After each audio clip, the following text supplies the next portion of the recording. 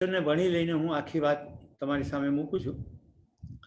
જે લોકોને ચાલુમાં એમ થાય કે આ પ્રશ્ન મારે પૂછવો જ છે, તો તમે ચેટબોક્સની અંદર લખી શકશો અને ભાઈ મિલન પછી આપણને 1 by 1 હેલ્પ કરશે, અથવા તમારી ડાયરીમાં પણ લખી શકો. તો ફંડામેન્ટલથી શરૂ કરીએ. 3 બેઝિક ફંડામેન્ટલ્સ છે કે કોમ્યુનિકેશનનો જે મિનિંગ છે એ તમે જે માનો છો તે નહીં, બલકે તમને જે રિઝલ્ટ પ્રાપ્ત થાય છે તે છે. ન્યુરોલિંગ્વિસ્ટિક પ્રોગ્રામિંગની ભાષામાં કહું તો meaning of communication is the result which you produce. એટલે જો ધાર્યું રિઝલ્ટ ના આવે અને આપણે એમ કહીએ કે મેં તો કોમ્યુનિકેશન કર્યું હતું, તો સુરેશ પટેલ એમ કહેશે સોરી, તમે ખાલી અવાજ કર્યો હતો. જો બોલેલું કોમ્યુનિકેશન હોય, લખેલું હોય તો કંઈક તમે ખાલી લખ્યું હતું, કોમ્યુનિકેશન નહીં કર્યું. મતલબ કે અહીંથી જ શરૂ કરીએ આપણે.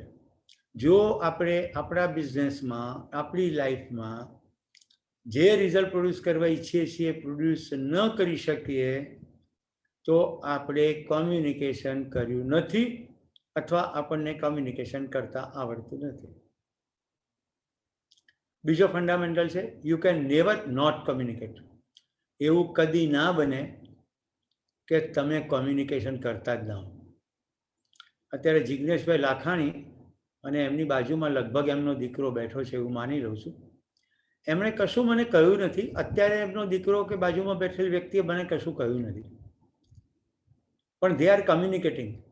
અને એ શું કમ્યુનિકેટ કરે છે? Yes, we are interested. એ એવું બી કમ્યુનિકેટ કરે છે કે અમે બે સાથે આમાં ભાગ લઈ રહ્યા છીએ, એટલે અમારી બંનેની વચ્ચે પણ એક પ્રકારની હાર્મની છે. આ બોલાયું નથી, છતાંય કમ્યુનિકેટ તો થઈ જ રહ્યું છે. તમે જોયું હશે કે હું 8:15 લોગિન હતો અને મેં તમને ગીતો સંભળાવ્યા. ભલે હું કશું બોલ્યો નહીં, પણ મેં કમ્યુનિકેટ તો કરી દીધું કે yes, I am already in. તમે જોયું કે ડોટ 8:30 પહેલા 8:29 અને 35 સેકન્ડે ગીત બંધ થઈ ગયું હતું. So I was absolutely communicating કે I believe in time management. તો you can never not communicate. આપણે કોમ્યુનિકેટ કરીએ જ છીએ. દુકાન ઉપર લખ્યું હોય બિઝનેસ અવર્સ 9 to 5, 9:05 શટર ના ખુલ્યું હોય તો તમે કોમ્યુનિકેટ કરો છો કે યુ આર હોપલેસ. હવે તમને લાગશે વિચિત્ર, but yes, this is the way V communicate. ત્રીજું, રિએક્શન ઇઝ નોટ રિસ્પોન્સ. કોઈએ કશું કીધું, જવાબ આપી દીધો, એ મોટે ભાગે રિએક્શન હોય છે. દરેક રિએક્શન કે રિસ્પોન્સ હોતો નથી. તો આ 3 ફંડામેન્ટલ ઉપર જો ફોકસ કરીએ કે આપણું સતત ફોકસ રિઝલ્ટ ઉપર હોય, આપણા પ્રત્યેક બિહેવિયર, આપણા આખા બિઝનેસનો ટોટલ એપિયરન્સ એની ઉપર હોય, આખા એન્વાયરમેન્ટ ઉપર હોય, અને છેલ્લે આપણે પ્રત્યેક જવાબદારીપૂર્વક આપીએ. જો રિસ્પોન્સ શબ્દ છે ને, એના ઉપરથી શબ્દ બન્યો છે રિસ્પોન્સિબિલિટી. મતલબ કે એબિલિટી ટુ રિસ્પોન્ડ એટલે રિસ્પોન્સિબિલિટી. પણ આપણે મોટે ભાગે આ એબિલિટીનો રિસ્પોન્સ માટે નહીં, બલકે રિએક્શન માટે દુરુપયોગ કરીએ છીએ. હવે મોડેલ ઓફ કમ્યુનિકેશન જો જોઈએ, ક્યાંક ને ક્યાંક પીવીએનના સભ્યોએ કમ્યુનિકેશનની કોઈક તાલીમ કે કોઈક સેશનમાં ભાગ લીધો જશે. એટલે મેં બનાવ્યું ખરું, પણ મેં નક્કી કર્યું તમને પાવર પોઈન્ટ પ્રેઝન્ટેશન બતાવવું નથી. એને બદલે હું સીધો તમારી સાથે સંવાદ કરું અને પ્રોગ્રામ પત્યા પછી તમને સપોર્ટમાં જોઈએ તો મોકલી આપો. તો તમે મારી સાથે કામ કરશો ને એટલે તમારે શું કરવું પડશે? મનમાં કલ્પના કરવી પડશે. તો હું એક્ઝામ્પલ લઉં છું કે જિગ્નેશભાઈ મને કોલ કરે છે, તો જિગ્નેશભાઈ છે સેન્ડર, એમણે મને કોલ કર્યો છે એટલે હું રિસીવર. એટલે કોમ્યુનિકેશનમાં ઓછામાં ઓછા 2 માણસો તો હોય જ. પણ કોમ્યુનિકેશન શબ્દ આવે છે કોમ્યુન, એટલે સાથે વસવાટ. હું જંગલમાં એકલો હોય તો કોઈ કોમ્યુનિકેશન કરવાની જરૂર નહીં, કારણ કે ઝાડ મારી વાત ના સમજે, પહાડ મારી વાત ના સમજે, કાચબો મારી વાત ના સમજે, દેડકો મારી વાત ના સમજે, સિંહ મારી વાત ના સમજે. પણ હું લોકો સાથે વસવું એટલે કોમ્યુનિકેશન આવે. તો બેર મિનિમમ 2 તો હોય જ, સેન્ડર અને રિસીવર. હવે જિગ્નેશભાઈ મને મેસેજ મોકલે છે, ફોનમાં બોલે છે, કાલે સાંજે 5 વાગે મારી ઓફિસે મળીએ, આ છે મેસેજ. આ મેસેજને બોલવા માટે એમણે પોતાના મનની અંદર એન્કોડ કર્યો કે હું ફોનથી કરું, એમને વોટ્સએપ કરું, ઈમેલ કરું, તો જુદી જુદી ચેનલની અંદર એન્કોડિંગ જુદું જુદું રીતે થાય. બોલે ને ફોનમાં તો શું કરે, બોલે કેમ છો સુરેશભાઈ, મજામાં? સુરતમાં શું કરો છો આજકાલ? જો રોકાણ હોય તો કાલે મળો. તો એન્કોડિંગ ફોનની થાય. આને જે આવે છે ને એને કહેવાય નોઇસ. એ કોમ્યુનિકેશનના મહત્વનો એલિમેન્ટ છે. અત્યારે ચાલુ કરી દીધો છે પોતાનો ઓડિયો. મિલનભાઈ તમારે થોડું એલર્ટ રહેવું પડશે. તો હું વાત કરતો તો મેસેજ અને ચેનલની લખેલું હોય ને એની અંદર જરા જુદી રીતે એન્કોડિંગ થાય. જેમ કે મિલનભાઈ મારા એમ્પ્લોયી છે, હું એમને કાઢી મૂકવા માંગુ છું, તો રૂબરૂમાં શું કહીશ કે મિલન છેલ્લા 6 વર્ષથી તું કામ કરે છે, તારા કામમાં કંઈ ભલી વાર નથી, સોમવારે ચેક લઈએ છે, જય હિન્દ. પણ હું એને ઈમેલ કરું તો શું લખીશ? Dear mister Milan, you have been with us for last 6 years. Thank you for being with us. Your services are not required from Monday. Please settle your account. Dear કરશે, ડિયર. ફાયર મારતી વખતે કોઈ dear કે બોલવામાં? તો જે message છે એ ઈમેલમાં જુદી રીતે થાય. હવે જો વોટ્સએપની મજા. જિગ્નેશ મને વોટ્સએપ કરે JSN, એટલે મારે જાતે ડિકોડિંગ કરવાનું કે JSN એટલે જય સ્વામિનારાયણ બી હોઈ શકે, જય સાઈનાથ બી હોઈ શકે. JSK લોકો આવી રીતે શોર્ટમાં એન્કોડિંગ કરે ત્યારે ભૂલી જાય કે રિસીવર એને કઈ રીતે ડિકોડ કરશે.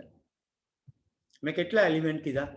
Sender, receiver, encoding, decoding, message અને ચેનલ, અને વચ્ચે આપણી સદભાગ્યે અવાજ આવ્યો એટલે નોઇસ. આટલા એલિમેન્ટ કોમ્યુનિકેશનમાં કામ કરે. હવે રિસીવર એમ કે જિગ્નેશભાઈ 5 ને બદલે 5:30 રાખીએ, તો જિગ્નેશભાઈ પોતાનું કેલેન્ડર જોઈ લે કે આ ચાલશે, આપણે 5 થી 5:30 અનુકૂળ છે, 5:30 થી 6:30 વાંધો નથી. મેં ક્લાયન્ટને બોલાવે છે પણ હું એને કહી દઉં છું જરાક. હવે બદલાશે આખું કોમ્યુનિકેશન. તો સુરેશભાઈ એવું બોલે કે ક્લાયન્ટને રિસ્કેડ્યુલ કરવાની જરૂર નથી, તમે ક્લાયન્ટને બોલાવી લો, હું આવીશ, તમારી ઓફિસ જોઈશ, તમારે ત્યાં મેગેઝિનો વાંચીશ. મને ખ્યાલ છે પ્રમાણે ક્લાયન્ટની તમારી તો મિટિંગ 5, 7, 10 મિનિટની હોય છે, જેવો તમારો બિઝનેસને હું જાણું છું. તો હવે ઓરિજિનલ સેન્ડર જિગ્નેશભાઈ કહેશે ના કાલની મિટિંગ તો કલાકની છે, એટલે રીશેડ્યુલ કરીએ તો જ સારું. તો પરસ્પર આજે થયું એને કહેવાય ફીડબેક. હવે આ બધું કોઈ એક એન્વાયરમેન્ટમાં થયું. સુરેશ પોતાના ઓફિસમાં બેઠો છે, જિગ્નેશભાઈ પોતાની ઓફિસમાં છે, આજુબાજુ વાતાવરણ નોર્મલ છે, કોઈ નોઇસ નથી. તો આ વાતાવરણમાં લગભગ શાંતિથી કમ્યુનિકેશન થઈ જશે. હવે જોજો હા, જિગ્નેશભાઈ એમના ઘરે બેઠા છે અને 1 અઠવાડિયા પહેલા એમના પત્નીને એમણે કહી રાખેલું કે આપણે આ ફલાણા દિવસે સાંજે 5 વાગે અહીંયા જઈશું. હવે એમના મગજમાંથી નીકળી ગયું છે અને એમના પત્ની ત્યાં બેઠા છે અને જિગ્નેશભાઈ એવું કહે છે કે 5 વાગે મળીએ, અને એના પત્નીનો ચહેરો બદલાય છે કે મને કીધું તું ને હવે પાછા કોઈક સુરેશભાઈને મળવા જવાની વાત કરી. હવે જિગ્નેશભાઈ એ ચહેરો જુએ છે. હવે શું કરશે? હવે એમને પત્નીને બી સંભાળવાની છે અને સુરેશભાઈને જવાબ બદલવાનો. એમની પાસે બહુ બધા વિકલ્પ છે, પણ આને કહેવાય એન્વાયરોનમેન્ટ, પર્યાવરણ.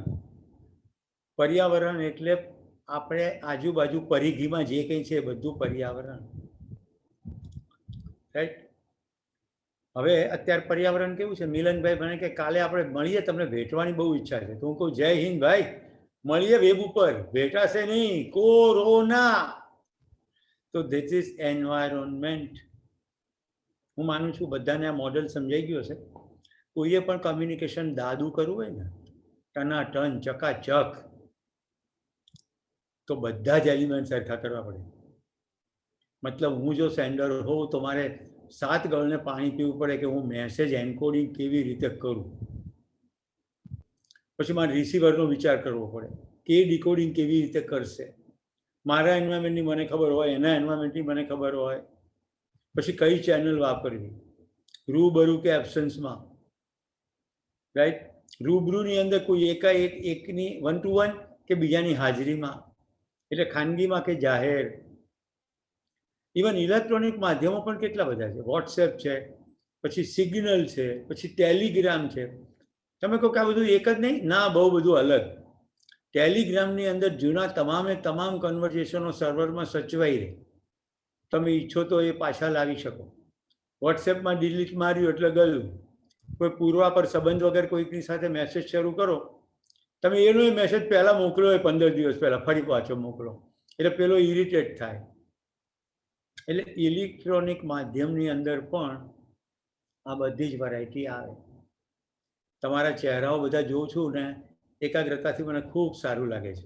બધા જ ભાઈઓને ખૂબ ખૂબ ધન્યવાદ, અને બહેનોને પણ, અને જિજ્ઞેશભાઈના દીકરાને પણ, અથવા નાના ભાઈને પણ, પરિવારમાં જે પણ હોય, રાઈટ?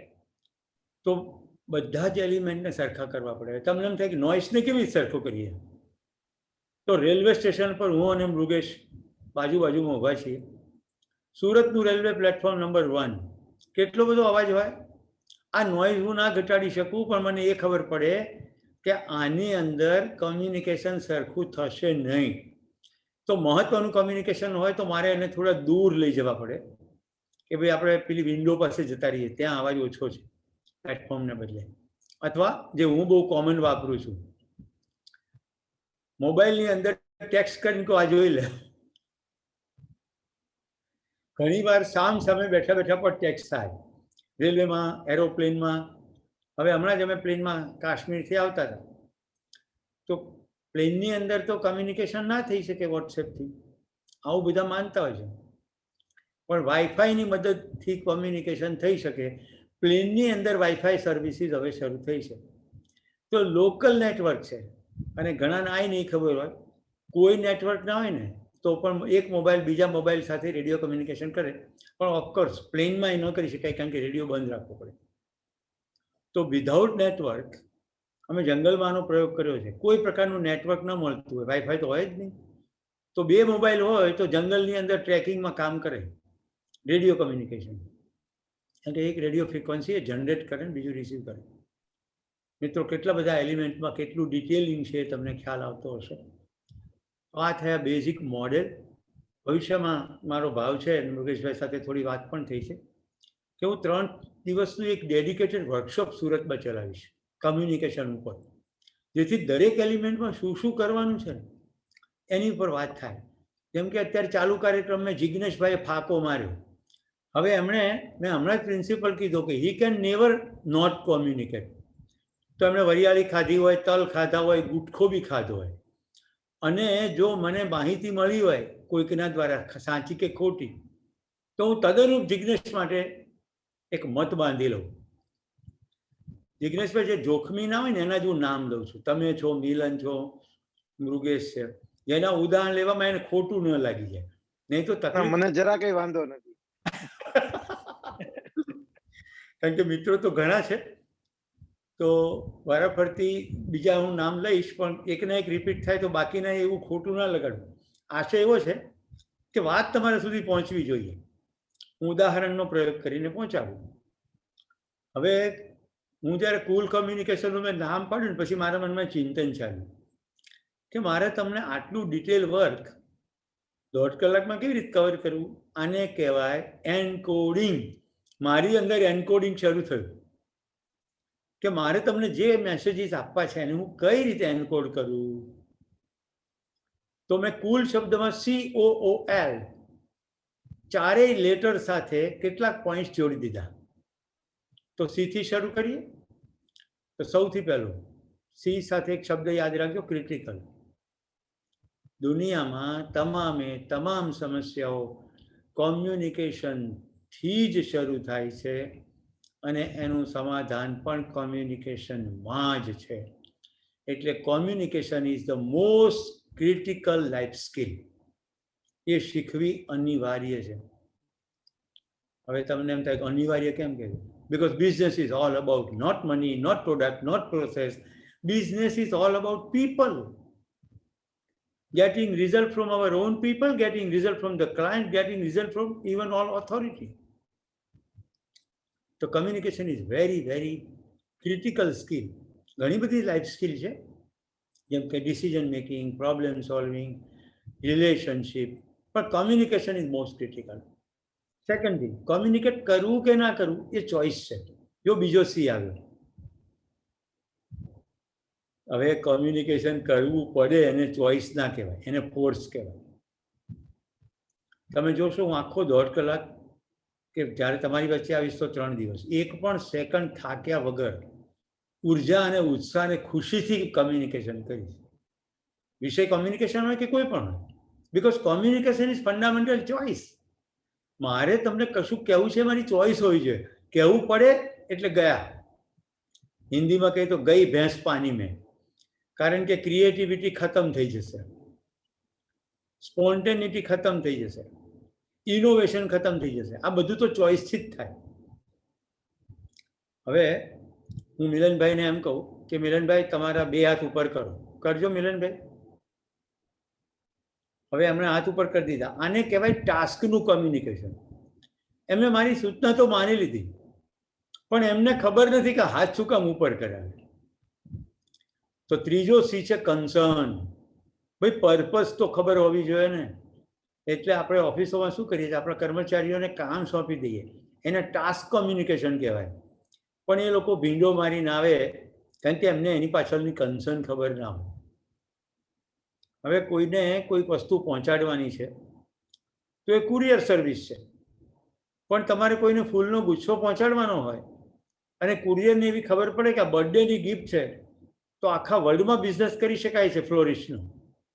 અને નેધરલેન્ડ નામનો દેશ જ્યાં હું ભણ્યો, આખા દેશને ફૂલ સપ્લાય કરે છે. હમણાં જ મેં નેધરલેન્ડ દ્વારા પ્લાન્ટ કરવામાં આવેલા તુલિપ, કાશ્મીર હું ગયો હતો શ્રીનગર, અને તુલિપ ગાર્ડનમાં ફોટા પાડ્યા મેં. આ એ જ તુલિપ ગાર્ડન જે હોલેન્ડમાં હું ભણતો હતો ત્યારે ત્યાંય ફોટા પાડ્યા. આ નેધરલેન્ડના લોકો આપણા દેશમાં જમીનો રાખે લીઝ ઉપર અને ફૂલો ઉગાડે અને આખી દુનિયામાં ફૂલોની નિકાસ કરે. એટલે કન્સર્ન બહુ ઇમ્પોર્ટન્ટ છે, કન્સર્ન કમ્યુનિકેશન, રાઈટ. ટાસ્ક તો બધાને ખબર જ હોય. કન્ટેક્સ્ટ, ચોથો સી. કયા સંદર્ભમાં કહેવાઈ રહ્યું છે, તો કેટલા બધા સંદર્ભ હોય. મિલન, મેં તમારા હાથ એટલા માટે ઊંચા કરાવ્યા કે તમે હમણાં ઘણા દિવસથી કોરોનાના કારણે મુવમેન્ટ ઓછી થઈ ગઈ છે, તો થોડી એ બાને કસરતનો ડેમો થઈ જાય. તો એકવાર ઉપર કરે ને એવી રીતે આ વેબિનાર પત્યા પછી ડાબે કરજો, જમણે કરજો, નીચે કરજો, આગળ કરજો, પાછળ કરજો. આને કહેવાય સંદર્ભ, કન્ટેક્સ્ટ. કેટલા સંદર્ભ છે? Personal, professional, social, spiritual. આ મેં ભાઈ મિલનને પર્સનલ ફિઝિકલ ફિટનેસના અર્થમાં વાત કરી કે મેં હાથ તમને એટલા માટે ઉપર કરાવ્યા કે તમે 15 દિવસથી એક્સરસાઇઝનો કર્યો નથી, તો મારા વાળા એક્સરસાઇઝ કરજો, તો આવા નવા ફિટ રહેશો, રાઈટ. હવે કન્ટેક્સ્ટ બદલાઈ જાય તો કમ્યુનિકેશન બદલાય. જેમ કે હમણાં મેં થોડી વાર પહેલાં એવું કીધું કે મિલનભાઈ એડમિન છો તો તમે બધાને મ્યુટ કરી દો. This is a professional communication. કારણ કે આપણે પ્રોફેશનલ મીટિંગ, ટ્રેનિંગ પ્રોગ્રામમાં ભેગા થયા છીએ. હું ભલે ગમે એટલી હળવાશથી વાત કરું, પણ હું વાત તો મૂળ મુદ્દાની જ કરીશ, એમાંથી હું ડેવિએટ નહીં થઈ જાઉં. તો પ્રોફેશનલ કન્ટેક્સ્ટ છે. હવે સોશિયલ, જિજ્ઞેશભાઈની સાથે એમનો દીકરો બેઠો છે, એ સોશિયલ કન્ટેક્સ્ટ છે. અને મેં થોડીક વાર પહેલાં કીધું કે અમે બંને સાથે જોઈશું, એવું એ કમ્યુનિકેટ કરી રહ્યા છે. હવે જો મારે શું ધ્યાન રાખવું પડે, એ મને અત્યારે સ્ક્રીન ઉપર એડલ્ટ ના હોય એવો દેખાય છે, તો મારે એ ધ્યાન રાખવું પડે કે હું એવું એક પણ ઉદાહરણ નહીં આપી શકું કે જે એબ્સોલ્યુટલી એડલ્ટને ધ્યાન રાખીને અપાયું હોય. તમને ખ્યાલ આવે છે? This is social context. અને આ એટલું બધું જોખમી ને ડેન્જરસ છે. અત્યારે ટેલિવિઝન ઉપર એટલું નોનસેન્સ પીરસાય છે, એ લોકો કમ્યુનિકેટ કરે છે ને સોશિયલ કોન્ટેક્સ્ટની કંઈ જ પડી નથી. એટલે સાસ ભી કભી બહુથી કરીને જેવી સિરિયલો આવી, એને કારણે અસંખ્ય કુટુંબોમાં ઝઘડા શરૂ થઈ ગયા, કારણ કે એમણે સોશિયલ કોન્ટેક્ટ, આખા સોશિયલ તાણાવાણાનો છેદ ઉડાડી દીધો. તો મીડિયા કેટલું મોટું ઇમ્પેક્ટ કરે છે, I mean communication in A way કેટલું ઇમ્પેક્ટ કરે છે. મિત્રો, એવી જ રીતે સ્પિરિચ્યુઅલ કન્ટેક્ટ છે, આધ્યાત્મિકતા. પછી બીજો સંદર્ભ છે પાસ્ટ, પ્રેઝન્ટ અને ફ્યુચર. હમણાં મેં થોડીક વાર પહેલાં કીધું કે મારો એવો ભાવ છે, અને મૃગેશભાઈ સાથે વાત થઈ છે કે 3 દિવસનો હું પ્રોગ્રામ કરીશ, so this is something about future. થોડી વાર પહેલાં એમ કહ્યું કે હું 1.5 કલાકની અંદર તમને એસેન્સ પીરસીશ. This is all about present. આ પ્રોગ્રામ 3 દિવસનો થાય, ધેટ્સ અબાઉટ પાસ્ટ. તો આ કન્ટેક્સ્ટ છે. બીજા એક કન્ટેક્સ્ટ છે બહુ સુંદર, મેં કદાચ પીબીએનના પ્રોગ્રામમાં કહ્યું હતું કે Japanese people are more logical, rational, idea people. American people are more on result. ચંદ્ર ઉપર જવાની વાત એ લોકો જ કરે ને પહોંચી બી જાય. અને આપણે યજ્ઞ કરો, છાણમાં નહાવ જેથી કોરોના જતો રહેશે. કેટલા બધા 1 વર્ષથી પૂજા પાઠ યજ્ઞ કર્યા, કોરોના કેવી રીતે જાય? તો આપણે લોજિક ના લગાડીએ, આપણે રિલેશનશીપ. બધા પોતપોતાના ફેવરિટ ભગવાનોને મસ્કા મારે. તો વી રિલેટ વિથ એવરીથિંગ. નદીને માં કહીએ ને ગાયને માં કહીએ, રાઈટ? કોઈ પણ ઘરડા હોય એને કાકા કહીએ. તો આપણે રિલેશનશીપનો કન્ટેક્સ્ટ છે. તો જેવો કન્ટેક્સ્ટ એ પ્રમાણે કામ થાય. જો મેં કેટલા સીમા શબ્દો કીધા: ક્રિટિકલ, ચોઇસ, કન્સર્ન અને કન્ટેક્સ્ટ. હવે આટલી વસ્તુ ધ્યાન રાખ્યા પછી જે મેસેજ ડ્રાફ્ટ કરવાનો છે એ એમ્બિગ્યુઅસ ના હોવો જોઈએ, ક્લિયર હોવો જોઈએ. પાછો સી આવ્યો, ક્લિયર. ગઈકાલે સાંજે 5 વાગે હું ગાંધીનગરના પુનિત વનના બિલી વનમાં 3જા નંબરના પેચમાં શતાવરીની વેલ ઉપર બેઠેલા ફેન્સી નામના પતંગિયાને જોઈ રહ્યો હતો. તમને ભલે આમાંનું કશું યાદ ના રહ્યું હોય, પણ કોમ્યુનિકેશન ક્લિયર છે. ક્યાં, કઈ જગ્યાએ, રાઈટ? હવે કોઈક રેલેવન્ટ વ્યક્તિ હોય જે પુનિત વનમાં રેગ્યુલર ચાલતું હોય, એને હું આવું કહું તે તરત ત્યાં પહોંચી જશે, જો એના માટે ઇન્ટરેસ્ટનો એરિયા હોય. તો કમ્યુનિકેશન ક્લિયર હોવું જોઈએ. હવે બહુ લાંબુ હતું, એને હું કોન્સાઇઝ કરી દઉં છું. ગઈકાલે શતાવરીની વેલ ઉપર પેન્સી નામનું પતંગિયું જોયું. હવે સામેવાળાને રસ હોય તો પૂછે, ક્યાં જોયું? જિગ્નેશ, ગઈકાલે સવારે મેં હરિયલ જોયા. હરિયલ એટલે લીલા રંગનું કબૂતર. હવે મને પૂછે ક્યાં જોયું? તો હું કહું મેં મારા ઘરમાં જોયું. અરે ઘરમાં કબૂતર આવે? ઘરમાં ના આવે ભાઈ. કબૂતર મેં જોયું મારા ઘરની અંદર સૂતા સૂતા મારા બગીચાના ઝાડની ટોચે. પાછું થઈ ગયું લાંબુ. તો જેટલું જરૂરી હોય એટલું કોન્સાઇઝ અને બહુ પ્રિસાઇઝ ડાયમેન્શન. પેન્સી નામનું પતંગિયું, શતાવરી વાલ, સો દેટ્સ એ કોન્ક્રીટ. હમણાં મેં કીધું લીલું કબૂતર, એટલે તમે મૂંઝવણમાં જ ના મુકાવો કે હરિયલ એટલે શું, કે ભાઈ લીલા રંગનું કબૂતર.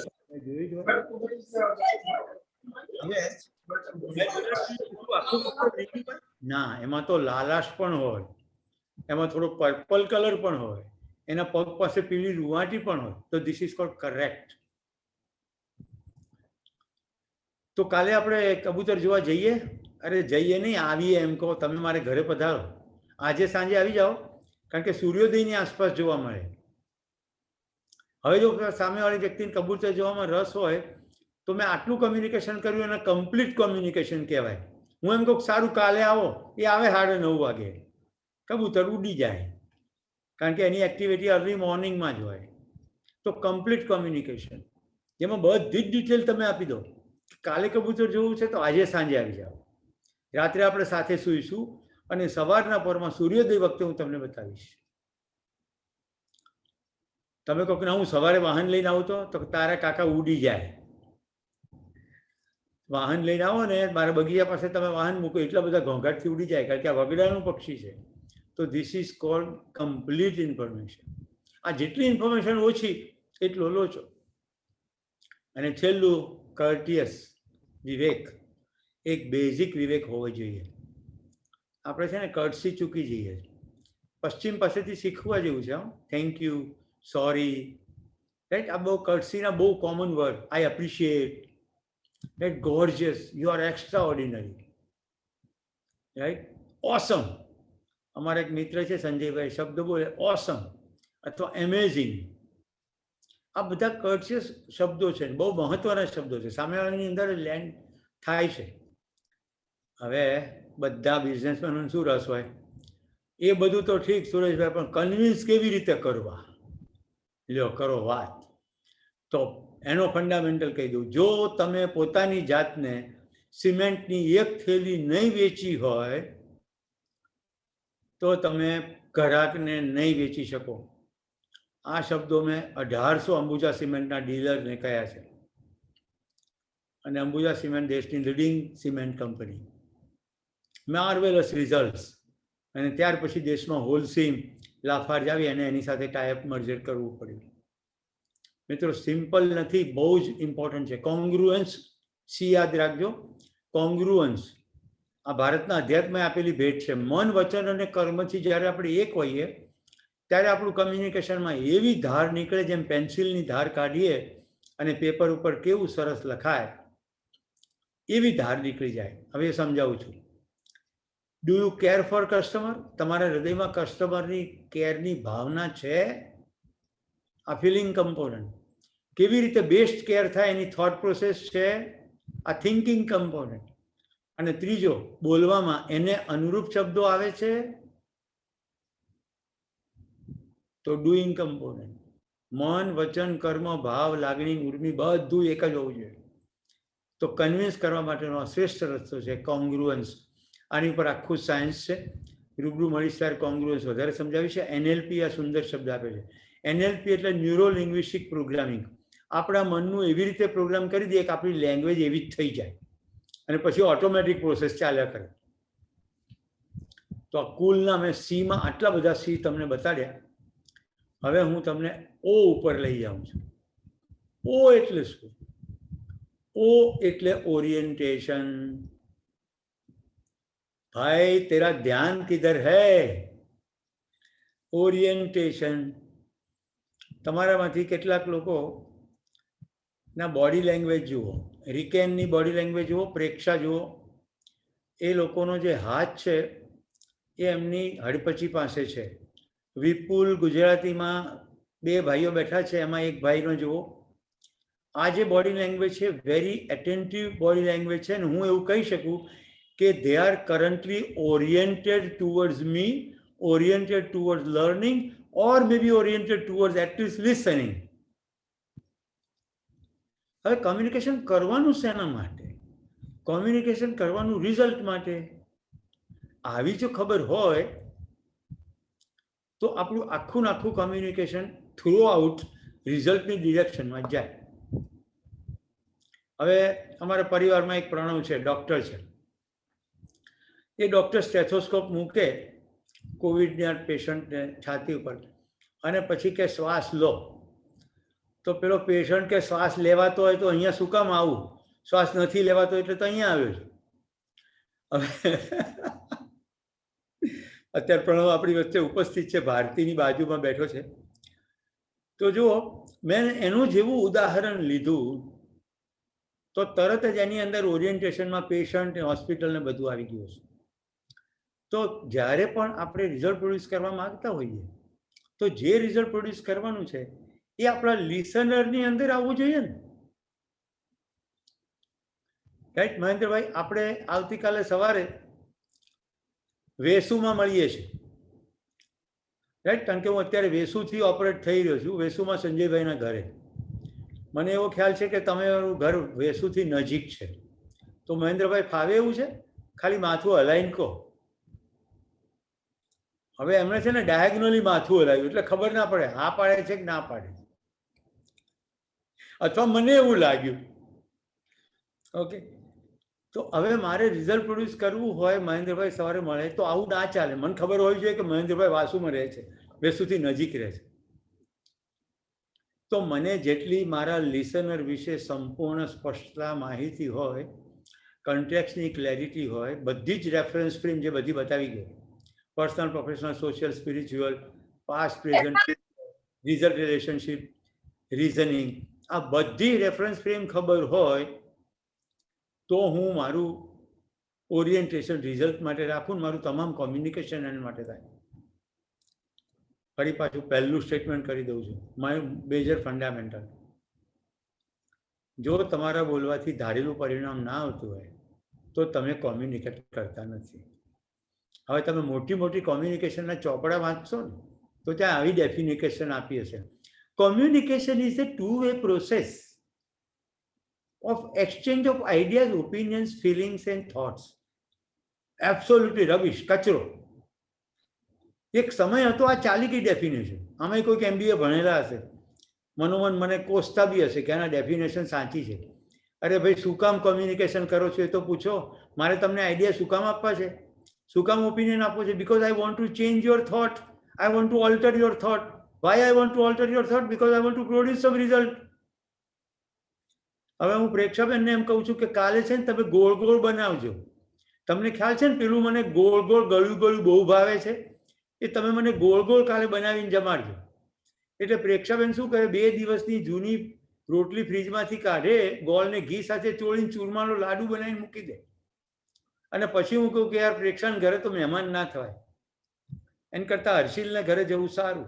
એટલે હું હર્ષિલને ઘરે જઉં કે મેં પ્રેક્ષાને ત્યાં પેલું ગોળ ગોળ ખાધું ને એમાં મજા ના આવી, તો તમે મને કશું ખવડાવશો? તો કે હા, ગોળ ગોળ ખવડાવું ને. તરત પાણીપુરી મૂકી દે સામે. તો શું ગોળ ગોળ? મારે રિઝલ્ટ પ્રોડ્યુસ કરવાનું છે, બહુ સ્પષ્ટ કહેવું પડે.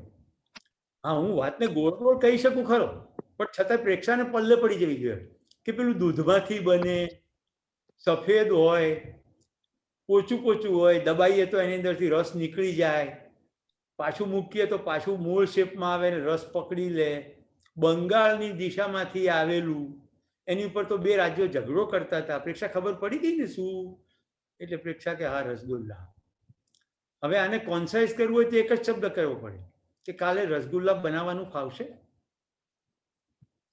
આમ મિત્રો, ઓરિએન્ટેશન જે શબ્દ છે ને લાગે છે સિમ્પલ, પણ તમારે બધાને ઓરિએન્ટ કરવા પડે જેટલા કમ્યુનિકેશનમાં રેલેવન્ટ હોય. જેમ કે કંપનીમાં ટીમમાં કામ કરવાનું, તો બધાના બિહેવિયર બદલાવા જોઈએ, તો બધાના થોટ બદલાવા જોઈએ. હવે બધાના થોટ બદલવા કેટલું ધ્યાન રાખવું પડે? ઇનપુટ, પ્રોસેસ, આઉટપુટ ને આઉટકમ. તમે શું બોલ્યા એ ઇનપુટ, ક્યારે બોલ્યા એને અનુરૂપ પ્રોસેસ થશે. કોઈ વ્યક્તિ એકદમ ટાઈટ કામમાં છે ને એને તમે કોઈ ટીમ મિટિંગ જાય છે 5 મિનિટ, હવે તમે કહી દીધું એ પાછો પોતાના કામમાં જતો રહ્યો, કારણ કે ત્યાં ડિફરન્ટ કાઇન્ડ ઓફ પ્રોસેસ ચાલી રહી છે. તમારે એક્ઝેક્ટ કેવો આઉટપુટ જોઈએ છે ને કેવો આઉટકમ. મિત્રો, આ 4 શબ્દો સિસ્ટમ કન્સેપ્ટના છે. મારું ફેવરિટ ઉદાહરણ આપું તો શેરડીના સાંઠા સંચામાં નાખીએ. સાંઠા ઇનપુટ છે, સંચો ગોળ ગોળ ફરે એ પ્રોસેસ છે, પેલી બાજુ શેરડીનો રસ નીકળે આઉટપુટ છે, અને ડૂચા પણ નીકળે એ પણ આઉટપુટ છે. શેરડીનો રસ પીવાવાળો પીવે અને એને સંતોષ થાય એને આઉટકમ કહેવાય. હવે મોટાભાગના લોકો લોચા ક્યાં મારે છે? ઇનપુટ પ્રોસેસ ને આઉટપુટ પર ધ્યાન છે, પણ આઉટકમમાં જ ધ્યાન નથી. હમણાં મારે ઘરે અમદાવાદથી એક ભાઈ એવો ક્લેમ કરતા હતા કે અમે ઓર્ગેનિક કેરી આપીએ છીએ. મેં કીધું આપો ભાઈ. એટલે એમણે મને કેરી આપી. જેવું બોક્સ ખોલ્યું ને તો 50% વધુના મોઢા દબાઈ ગયેલા અને મોટા ડાઘા પડેલા, અને કેરીઓ બધી ચીમળાયેલી હતી. એટલે મેં એમને ફોન કર્યો કે ભાઈ કેરીઓ તો આવી હોય જ નહીં ને સાહેબ, અમારે ત્યાંથી માલ ખરાબ આવે જ નહીં. પતી ગયું. મેં કીધું કે આ તો મને તમે લખ્યું હતું એની અંદર કે તમારો ફીડબેક આપજો, એટલે મેં ફીડબેક આપ્યો, પણ આ મારો જિંદગીનો પહેલો અને છેલ્લો ઓર્ડર છે, અને આ હવે છે ને ગાયો ખાશે. એટલે પેલા એકદમ ઝાટકો લાગ્યો કે કેમ આવું કહો છો? મેં કીધું તમે કીધું ને તમારે તો કશું ખરાબ આવે જ નહીં, કોને નવરાશ છે તમને ફોન કરીને કહેવાની? આ તો હું સારો કસ્ટમર છું, તમને ફીડબેક આપું છું. હવે તમે બીજા 10 જગ્યાએ ફોન કરીને પૂછી લો, તમે તો કોઈકને કીધું હશે કે સપ્લાય કરી દેજો. તો મિત્રો, આવા બધા જ એલિમેન્ટ ઇમ્પોર્ટન્ટ છે. રો મટીરિયલ સરખું ના હોય તોય ના ચાલે, એટલે ઇનપુટ પર ધ્યાન આપવું જ પડે. આપણું આ તો કોમ્યુનિકેશનમાં ઇનપુટ આપણું કોમ્યુનિકેશન જ છે, મેસેજ અમારો ઇનપુટ છે. સામેવાળો પ્રોસેસ કેવી રીતે કરશે આપણને ખબર નથી, તો પડવી પડે ખબર. પછી મિત્રો, બીજો ઓ માટે શબ્દ છે અધર ઇન ફોકસ. મારે જે કહેવાનું એ કહી દીધું, એનો કોઈ મિનિંગ નથી. મારે જે કહેવાનું હતું એ મનાલીએ કેવી રીતે લીધું, કે રાજેશે કેવી રીતે લીધું, કે હિરેને કેવી રીતે લીધું, એનો જ મતલબ છે. તો I am not in focus, other person is in focus. કારણ કે મારું કમ્યુનિકેશનનો પર્પઝ રિઝલ્ટ પ્રોડ્યુસ કરવાનો છે, અને બીજી વ્યક્તિમાં ફરક પડે તો રિઝલ્ટ પ્રોડ્યુસ થશે. મતલબ કે મારા માટે બીજી વ્યક્તિ જ મહત્વની છે. તો જો orientation to result, orientation to input, process, output, outcome, orientation to other person in focus. હવે આપણે જસવંતભાઈને એમ થાય કે બધું બીજાનું જ કરવાનું, આખી જિંદગી બીજા માટે તૂટી મારવાનું, અમારું કંઈ નહીં. તો હા, અમારું એટલું જ કે આપણે કોમ્યુનિકેશન કરતી વખતે ખુલ્લા મનના છીએ, સ્ટ્રેસ ફ્રી છીએ, પ્રેઝન્ટ મોમેન્ટમાં છીએ. આ આપણા માટેનું મહત્વ છે. કારણ કે તો અને તો જ કોમ્યુનિકેશન પત્યા પછી આપણને સંતોષની લાગણી થશે. નહીં તો ખૂબ કોમ્યુનિકેશન કર્યા પછી પણ અસંતોષ ઊભો ને ઊભો. હવે એક ઉદાહરણ લઈએ. હું સંજય કથિરિયાને ત્યાં ગયો. સંજય, બિઝનેસ કેવો ચાલે? બસ કે રોટલા નીકળે છે. પતી ગયું. પોતે જ પોતાના બિઝનેસની ઉપર કુહાડો મારી દીધો. એને મને શું કોમ્યુનિકેટ કર્યું કે તમે ભલે મારી ઓફિસ આવે પણ મારા બિઝનેસમાં કંઈ દમ નથી. એટલે હું ત્યાંથી મૃગેશને ત્યાં જાઉં. એ કેવું રહ્યું સંજયભાઈ? ત્યાં મજા આવી, પણ યાર માણસ દુઃખી છે. અરે કે કાલ તો મોજમાં હતો, પાર્ટી થ્રો કરી એને, એ પછી કોપર ચીમનીમાં. એમ તો કે રોટલા નીકળે છે એમ કહે છે. એ છે ને રોદરા જોવાની ટેવ છે. હવે મારી અંદર શું રજીસ્ટર થશે કે સંજય રોદરા રોવે. હવે ભવિષ્યમાં સંજયને મારી કન્સલ્ટન્સીની જરૂર પડી અને એને કીધું કે આમ કરવું છે ને તેમ કરવું છે, આ તકલીફ છે, તો હું ક્યાંથી સાંભળીશ કે રોદરા રોવે છે? ખરેખર તો આવું કંઈ હશે નહીં. તો મિત્રો, એઝ એ સેન્ડર મારે મારી જાતને વર્તમાનમાં રાખવાની છે. એબ્સોલ્યુટલી સ્ટ્રેસમાં નથી જ રહેવાનું. હમણાં શું થઈ રહ્યું છે એમ જ. હવે છે ને, ઓફિસમાં બેઠવું હોય ને, કોઈ દી રોટલા નીકળતા જ ના હોય, ઓફિસ જ ના પોસાય, રાઈટ? એસી ઓન કરીને બેઠા હોય તો શું કહેવું જોઈએ? અરે ચકાચક બિઝનેસ છે ભાઈ. પોઝિટિવિટી ને ફ્યુચરિસ્ટિક કોમ્યુનિકેશન વગર ફ્યુચર ક્રિએટ કેવી રીતે થશે? તમારે જે રિઝલ્ટ જોઈએ છે એ રિઝલ્ટ બોલવું પડે. જો અત્યંત નકારાત્મક પરિસ્થિતિમાં આપણા દેશના ગ્રેટ માણસોએ કેવા રિઝલ્ટ પ્રોડ્યુસિંગ સ્ટેટમેન્ટ બોલ્યા છે. તુમ મુझे खून दो, मैं तुम्हें आज़ादी दूंगा. પોતાને અસ્થમાં સતત જગ્યા બદલા કરવી પડે, અંગ્રેજ સરકાર પાછળ પડી ગયેલી. એવા સુભાષચંદ્ર બોઝે આઝાદીનો પહેલો ઝંડો ત્રિરંગો લહેરાવ્યો હતો આંદામાન નિકોબારમાં. કરન્સી છાપી હતી, બેંક હતી, રાષ્ટ્રપતિ તરીકે એમણે શપથ લીધા હતા, અને બર્મા દેશ દિવાળીઓ થઈ ગયો તો એને લોન આપી હતી. આટલી તો તાકાત કરી હતી. પણ ફ્યુચર હતું, તું મુझे खून दो, मैं तुम्हें आज़ादी दूंगा. કાગડા કૂતરાના મોતે મરીશ, પણ હવે સ્વરાજ લીધા વિના આશ્રમે પાછો નહીં આવો. ગાંધીજી. આંતરરાષ્ટ્રીય ફલક પર પણ જોઈએ ને, ચર્ચિલ, મારી પાસે તમને આંસુ પરસેવો સિવાય કશું જ આપવા માટે નથી, પણ આપણે મથીશું અને આપણે ચોક્કસ આ યુદ્ધ જીતી જઈશું. Winston Churchill. મિત્રો, બધા જ પાવરફુલ કોમ્યુનિકેટરોએ હંમેશા પોઝિટિવ ફ્યુચર જ બોલ્યા છે. આપણા દેશના પરમ આદરણીય, દેશને મળેલા શ્રેષ્ઠ રાષ્ટ્રપતિ ડૉક્ટર APJ અબ્દુલ કલામ સાહેબ એક આખું પુસ્તક લખ્યું, ઇન્ડિયા 2020. મિત્રો, 15 વર્ષ પહેલા એમણે 2020માં ભારત વિકસિત રાષ્ટ્ર કેવી રીતે થઈ શકે એની આખી બ્લુપ્રિન્ટ આપી દીધી. ઇન્ડિયા 2020. મિત્રો, ભલે 2020માં આપણે વિકસિત રાષ્ટ્ર નથી થયા, પણ 15 વર્ષ પહેલા બનેલા એ ડોક્યુમેન્ટ આખા દેશની અંદર ટ્રાન્સફોર્મેશનની મોટી લહેર કરી દીધી. અત્યારે તમે જે કેટલીક પાર્ટીઓ ક્લેમ કરે છે ને કે અમે કર્યું, તમે પુસ્તક વાંચો એટલે ખબર પડે કે કોણે રોડમેપ તૈયાર કર્યો હતો, કે કૃષિમાં શું કરવાનું, શિક્ષણમાં શું કરવાનું, મેડિસિનમાં શું કરવાનું, એજ્યુકેશનમાં શું કરવાનું, આ બધું જ ક્રિસ્ટલ ક્લિયર પિક્ચર. આશા રાખું છું ઓ બધાને સમજાઈ ગયો હશે. પણ કુલમાં તો બીજો એવો છે, એક ઓથે કેમ ચાલે? તો હવે બીજો જોઈએ, કારણ કે છેલ્લો મુદ્દો હતો ને મારું શું, તો ઓન અને ઓર્ગેનાઇઝેશન બે ધ્યાન રાખો. આપણી પ્રાયોરિટી શું છે ભાઈ? આપણે જ્યારે કમ્યુનિકેશન કરીએ ત્યારે આપણી પોતાની પ્રાયોરિટી શું? મારા પત્નીએ મને સાંજે કહ્યું કે સાંજે શું જમશો? એટલે મેં કીધું, એક તો હમણાં જમવાની ઈચ્છા નથી, અને હું જમીશ તો લાઇટ જ જમીશ. પછી અને મને બીજા 2-3 ઓપ્શન આપ્યા, એમાં મેં પૌવાનો ઓપ્શન આપ્યો. મને કે પૌવા કેમ? મેં કીધું 1.5 કલાક મારે એક ધારા પ્રવાહ બોલવાનું છે, એટલે મારે એવો ખોરાક લેવો જોઈએ જે જલ્દી પચી જાય અને મને લોડ ના કરે. આ મેં ડિસિઝન ક્યાંથી લીધું? મારા પોતાની તરફ ધ્યાન રાખ્યું ને, મારી પ્રાયોરિટી. હવે મારે તો બોલવાનું જ છે, તો પણ મારે મારા શરીરની પ્રાયોરિટી. તો તમારે બિઝનેસ કરવાનો હોય તો તમારે પોતાની પ્રાયોરિટી તો જોવી પડે ને. બિઝનેસ મિટિંગની અંદર હંમેશા 5-10 મિનિટ વહેલા પહોંચાય તો તમે એવું કમ્યુનિકેટ કરો છો કે યુ મીન બિઝનેસ, તમને બિઝનેસની ખબર પડે. મિત્રો, છેલ્લા 1 વીકથી મારી ડેન્ટલ ટ્રીટમેન્ટ ચાલી રહી છે. અમદાવાદના ડૉક્ટર નીરવ ઝવેરી નામના ડેન્ટિસ્ટ મને ટ્રીટ કરે છે. મને 9 વાગ્યાનો સમય આપે ને, ડૉક્ટર 9 વાગે ડોટ પહોંચે. લગભગ અમે સમાંતર બાજુમાં કાર પાર્ક કરી હોય. 9નો મતલબ 9 જ. મારી 9:15 વાગે પ્રોસેસ શરૂ થાય અને ડૉક્ટર મને કહે કે 9 થી 9:15ની વચ્ચે પહોંચજો. ડૉક્ટર પોતે 9 વાગે કે 9 વાગે પહેલાં પહોંચી જ ગયા હોય, અચૂકપણે. હવે જુઓ, મારે ગાંધીનગરમાં હું રહું, અમદાવાદ જવાનું હોય, સામાન્ય રીતે 30-35 મિનિટમાં પહોંચું, પણ હંમેશા હું કલાકથી સવા કલાકને પ્લાન કરીને તૈયાર કરું. મારે ટેક્સી પણ બોલાવવાની હોય તો 1.5 કલાક રાખું. તો હું પહોંચું ને ત્યારે આઈ રીચ એટ ઇઝ. આ મારી પોતાની પ્રાયોરિટી થઈ ગઈ. આપણે કોમ્યુનિકેશનમાં હેસ્ટ એટલે ફાસ્ટ કરીએ છીએ, સ્ટ્રેસફુલ થઈ જઈએ છીએ, કારણ કે આપણે આ પ્રાયોરિટી ચૂકી જઈએ છીએ.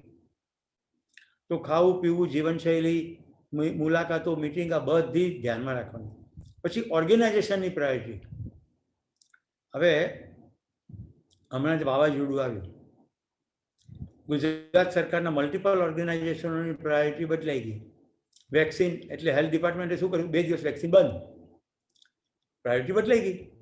તો આપણે જ્યારે બિઝનેસમાં કામ કરતા હોઈએ, જુદા જુદા political, social, financial, environmental factors કામ કરતા હોય, તો એને અનુરૂપ ઓર્ગેનાઇઝેશનની પ્રાયોરિટી બદલાય અને એનું અનુરૂપ આપણું કોમ્યુનિકેશન પણ બદલાવવું જોઈએ. 6 ડૉક્ટર, પ્રણવ તને મજા આવી જશે, 6 ડૉક્ટર, એક પેશન્ટ એકદમ ડચકા ખાય છે. એક ડૉક્ટર કે આને હવે છે ને એના સગાવાલાને સોંપી દઈએ એટલે છેલ્લા શ્વાસ પોતાના ઘરે લે. આ સાંભળીને પ્રણવ જેવો ઉત્સાહી ડૉક્ટર કે પેલાને કે તું તો ડૉક્ટર છે કે કસાઈ છે? આપણે એને એવી રીતે ટ્રીટ કરવાનો છે કે સાજો થઈને ઘરે જાય. તો અત્યારથી હથિયાર હેઠા ફેંકી દેશે તો કેવી રીતે સાજો થશે? અને બાકીના 4 ડૉક્ટર પણ ટાઈટ થઈ ગયા. 6 ડૉક્ટર એવો ઈલાજ કર્યો, એ દર્દી બચી ગયો. એ બાળક દર્દી બચી ગયો. એનું નામ ડૉક્ટર APJ અબ્દુલ કલામ સાહેબ. એક વહેલી સવાર બેન પોતાનું રસોઈનું કામ કરે છે, ભાઈ કંઈક સીવણનું કામ કરે છે. એ વખતે વરંડામાં નવજાત શિશુ કોઈક છોડી ગયો અને રડવાનો અવાજ આવ્યો. ભાઈ દોડીને બહાર આવ્યા અને બોલ્યા, આ કોઈક પોતાનું પાપનું પોટલું અહીંયા મૂકી ગયું. બેન બહાર આવીને બોલી કે કોઈકે આપણી ઉપર ભરોસો મૂક્યો કે બાળક અહીંયા ઉછરી જશે, આને પાપનું પોટલું ના કહેવાય, બાળક તો પરમેશ્વરની કૃપા છે. ગોદમાં લઈને અંદર લઈ ગયા. એ બાળકને ઉછેર્યું. ગળામાં માદળિયું હતું એટલે ખબર પડી કે હિન્દુ બાળક છે. હિન્દુ નામકરણ થયું. ઉછેરનાર માતા પિતા ખ્રિસ્તી હતા. એમનું નામ ડૉક્ટર KR નારાયણન, ભારતના બીજા રાષ્ટ્રપતિ. જો શું થાય છે, પ્રાયોરિટીઝ. પછી શાક સમારવું પ્રાયોરિટી નથી રહેતી. તો પોતાની અને ઓર્ગેનાઇઝેશનની પ્રાયોરિટીને અનુરૂપ કમ્યુનિકેશન કરવું પડે. આઈડિયાઝ, ઇન્ફોર્મેશન, ઓપિનિયન્સ, ફિલિંગ્સ, આ 4 વસ્તુ સામાન્ય રીતે કોમ્યુનિકેશનમાં જાય. એક તમને આઈડિયા આપું મહેન્દ્રભાઈ, હમણાં કેસર શરૂ થાય ને, પંખાની નીચે કેસર બાંધવાની અને પંખાને ગોળ ગોળ ફેરવવાનું. એ ગોળ ગોળ ફરે ને ગરમ હવામાં એટલે કેસર જલ્દી પાકી જાય. આને કહેવાય આઈડિયા, રાઈટ? હવે અહીંયાથી વિશાલ ઇટાલિયાને પોતાના તાલાળામાં ફાર્મ છે એટલે વિશાલ કહે છે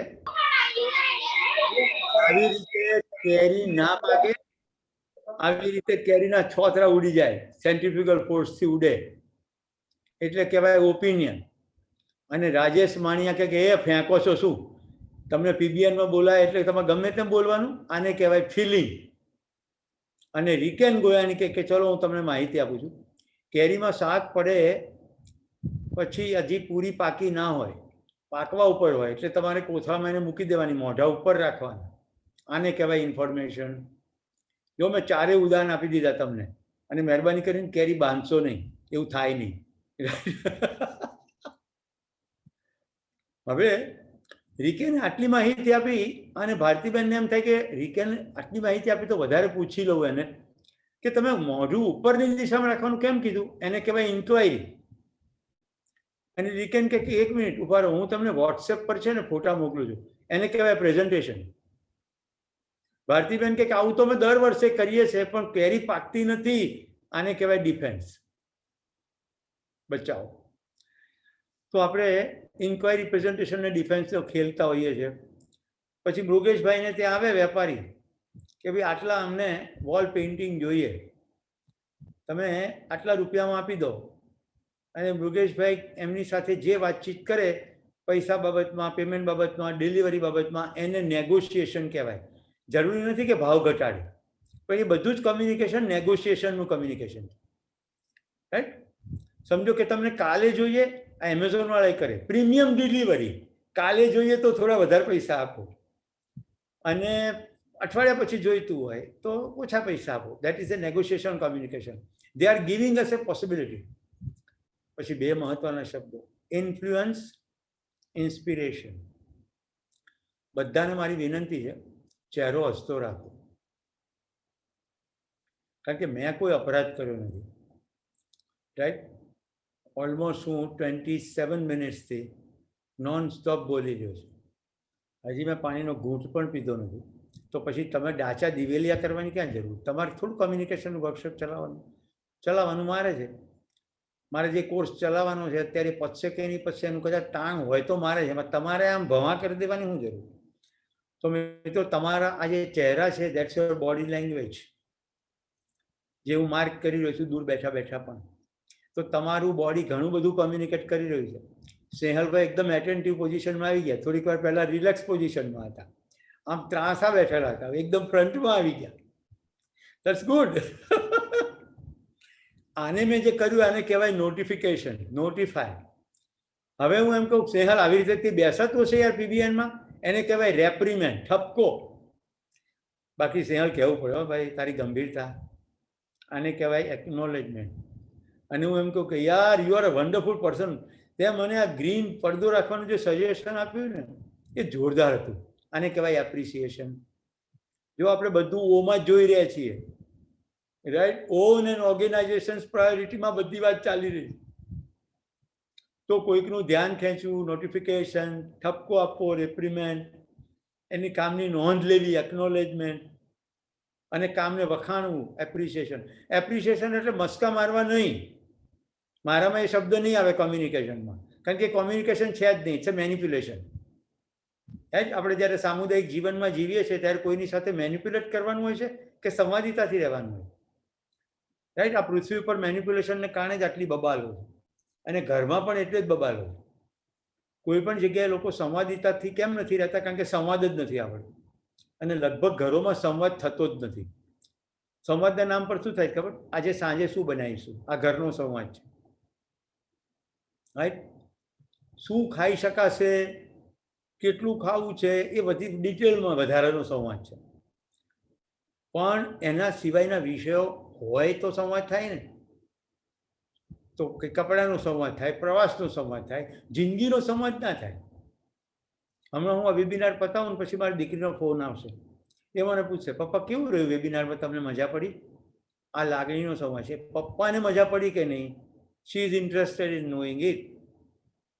રાઈટ? મારા પત્ની મને પૂછશે કે પાર્ટિસિપન્ટ કેવા હતા, રિસ્પોન્સિવ હતા?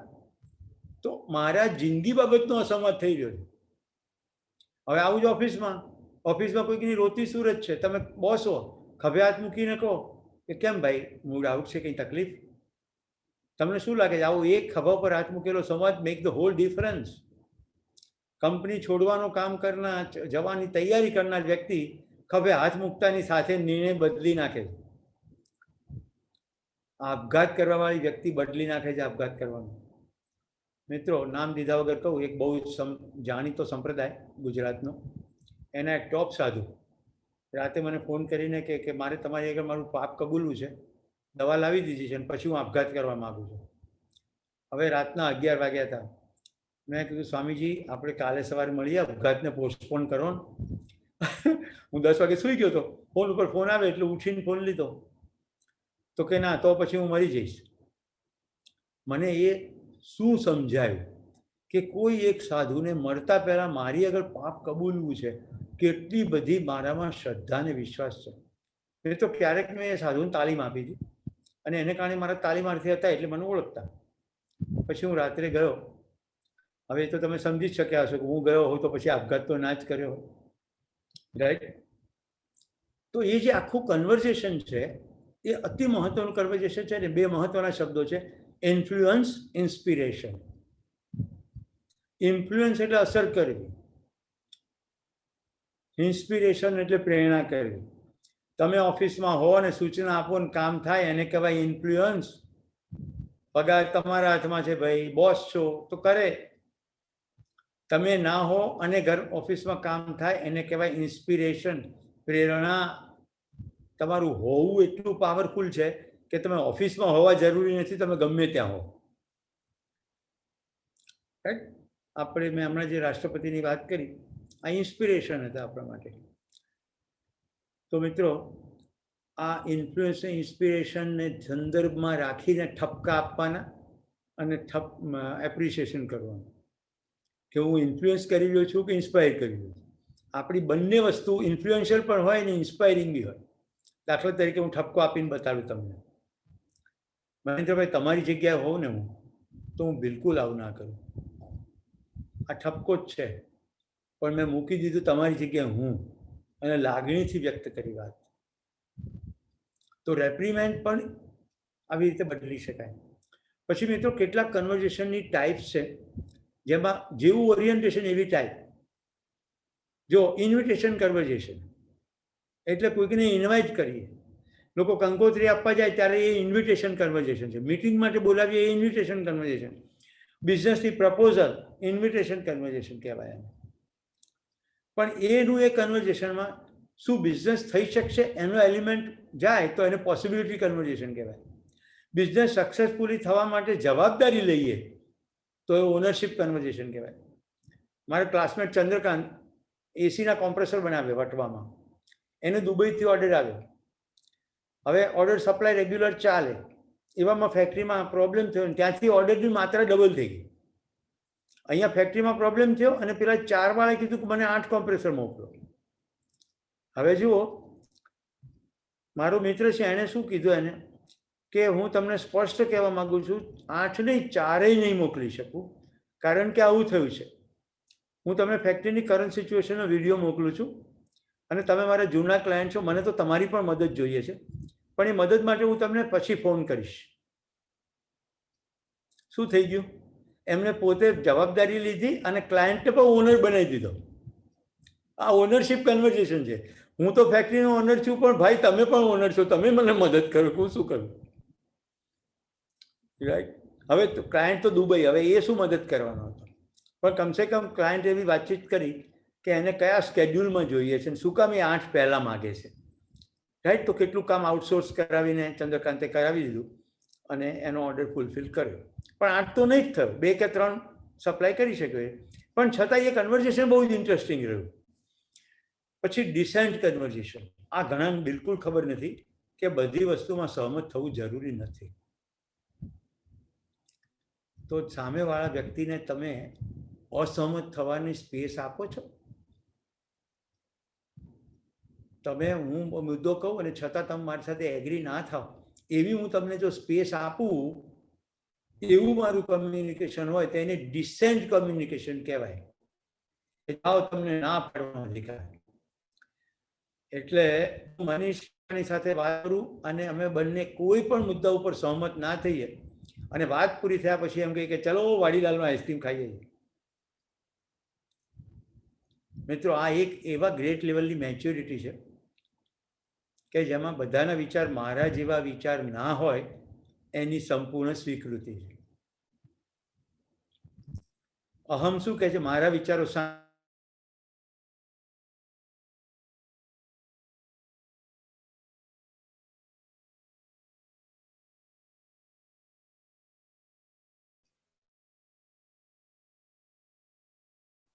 તો ડિસન્ટ કન્વર્ઝેશન પોસિબલ થાય. પછી આવે commitment to conversation. Commitment to conversation એટલે તમે પ્રોમિસ કરો અથવા કમિટ કરો કે હું આમ કરીશ અને પછી કરીને બતાડો. પણ એવું કરતી વખતે કમિટમેન્ટ કન્વર્ઝેશન કેવી રીતે થાય? ક્લેરિટી હોય તો.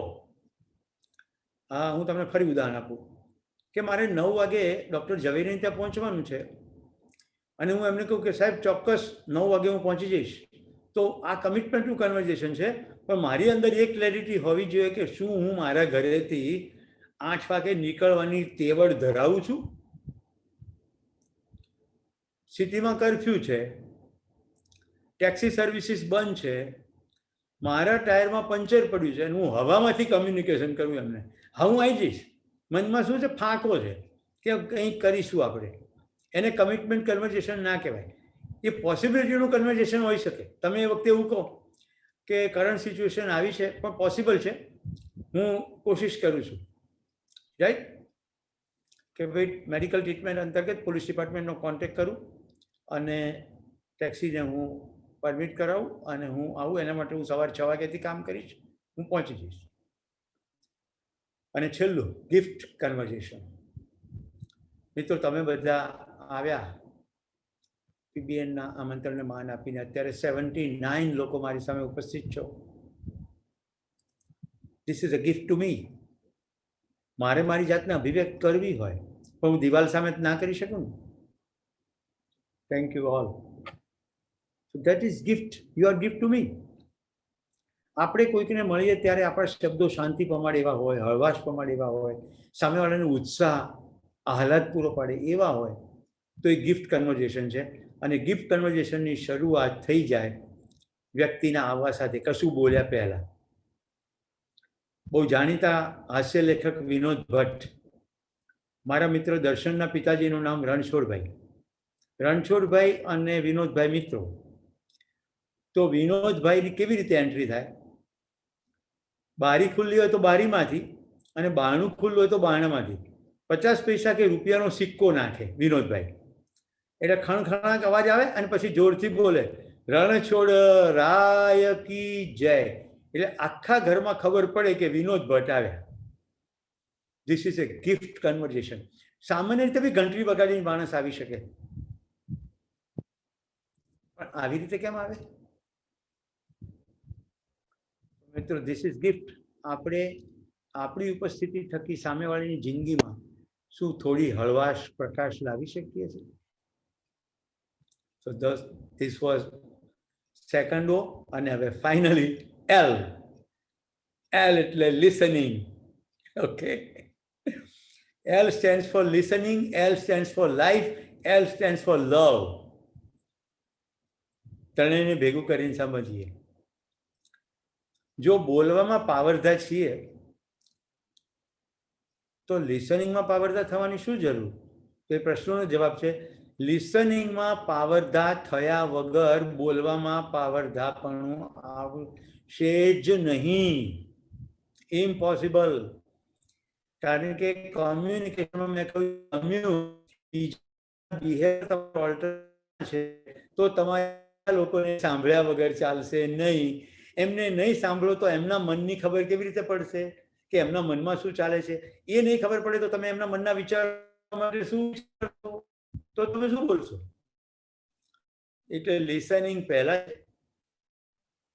બે ભાઈઓ છે ને બેઠા હતા. એને પપ્પાએ કીધું કે જાઓ તમે તીર્થયાત્રા કરીને આવો.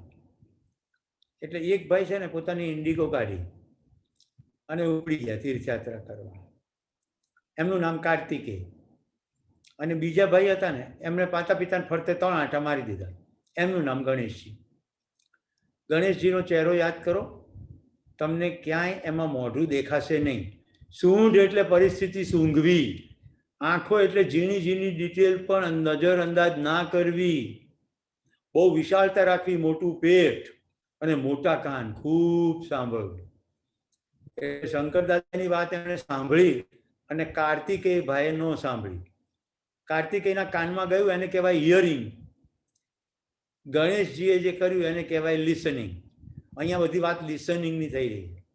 અત્યાર સુધી તમારામાંથી જેટલા લોકોએ ડાબિયા મારતા મારતા વચ્ચે વચ્ચે વિડીયો બંધ કરીને ખાતા ખાતા પોસ્ચર બદલતા બદલતા ઓડિયો તો બંધ જ છે, એટલે ઘરવાળીને કશું કહેતા કહેતા મને સાંભળ્યો છે, એમણે પાર્શિયલી હિયરિંગ કર્યું કહેવાય. અને આવું મારા કહેવાથી ઘણા બધાના ચહેરા પ્રસન્ન થઈ ગયા છે. એને ગિફ્ટ કન્વર્ઝેશન કહેવાય. કારણ કે કોમ્યુનિકેશન શીખવવા માટે બોચિયમ સલ્ફેટ થવાની જરૂર નથી. હળવાશથી પણ કોમ્યુનિકેશન શીખવી શકાય. તો તમે બધા સાંભળી નહીં. रितुल टेंशन नहीं लेने का क्या, पेंडा खाने का मेंदपरा जाके, लेकिन टेंशन नहीं लेने का. આપણે લિસનિંગ 3 રીતે થાય. આપણે કેટલા ટકા એને કહેવાય એપથી. અચ્છા તમને કોરોના થઈ ગયો તો પેલો કે અચ્છા નો કહેવાય, બુરા કહેવાય, બુરા. એને કહેવાય સિમ્પથી. કોરોનામાં શું થયું તો સામેવાળો કે તાવય ના આવ્યો, છીકઈ ના આવી, ઉધરસ પણ ના થઈ. આ તો બધા જતા હતા ત્યાં હિસો મેં RT-PCR કરાયો તો પોઝિટિવ આવ્યો. પછી શું કર્યું? પછી કંઈ નહીં કીધું એટલે 14 દિવસ ક્વોરન્ટાઇન થયું. પછી કંઈ થયું? પછી કશું ના થયું. આને કહેવાય એમ્પથી. જાણ્યા વગર ખરખરો કરવા માંડી, અરે તમને કોરોના થઈ ગયો, પેલો તો મોજમાં છે, એને તો કંઈ પ્રોબ્લેમ નથી, આપણે એને પ્રોબ્લેમ ઊભો કરીએ. તો લિસનિંગ વિથ એપથી, સિમ્પથી, એમ્પથી. પછી લિસનિંગ વિથ રેવરન્સ ફોર લાઈફ, જીવન પ્રત્યેના આદરથી સાંભળવું. રેવરન્સ. મિત્રો રેવરન્સ સમજવા જેવું છે. શરદ ઠાકરે હમણાં 1-2 દિવસ પહેલા વાર્તા લખી હતી. કોઈ બેન આમ 85 કે 95 વર્ષની ઉંમર, કોરોના થયો અને ઘરમાં લગ્ન લીધેલા એવી સ્થિતિ. તો પુત્ર વધુ પ્રાર્થના કરે ભગવાનને કે ઉપાડી લેવા હોય ને તો કાલે લગ્નનો પડો આવે પહેલા આજે ઉપાડી લે. તો અમે કહીએ વેવાઈને કે ના પડો મોકલે, નહીં તો 15 દિવસ જાળવી જજે. અને જાળવી ગયો ભગવાન, તે માજી જીવી ગયા. એટલું લગ્ન નહીં થઈ ગયા, અને પછી બાબલો આવી ગયો, 8 વર્ષનો બાબલો થયો, ત્યાર પછી માજી ગયા.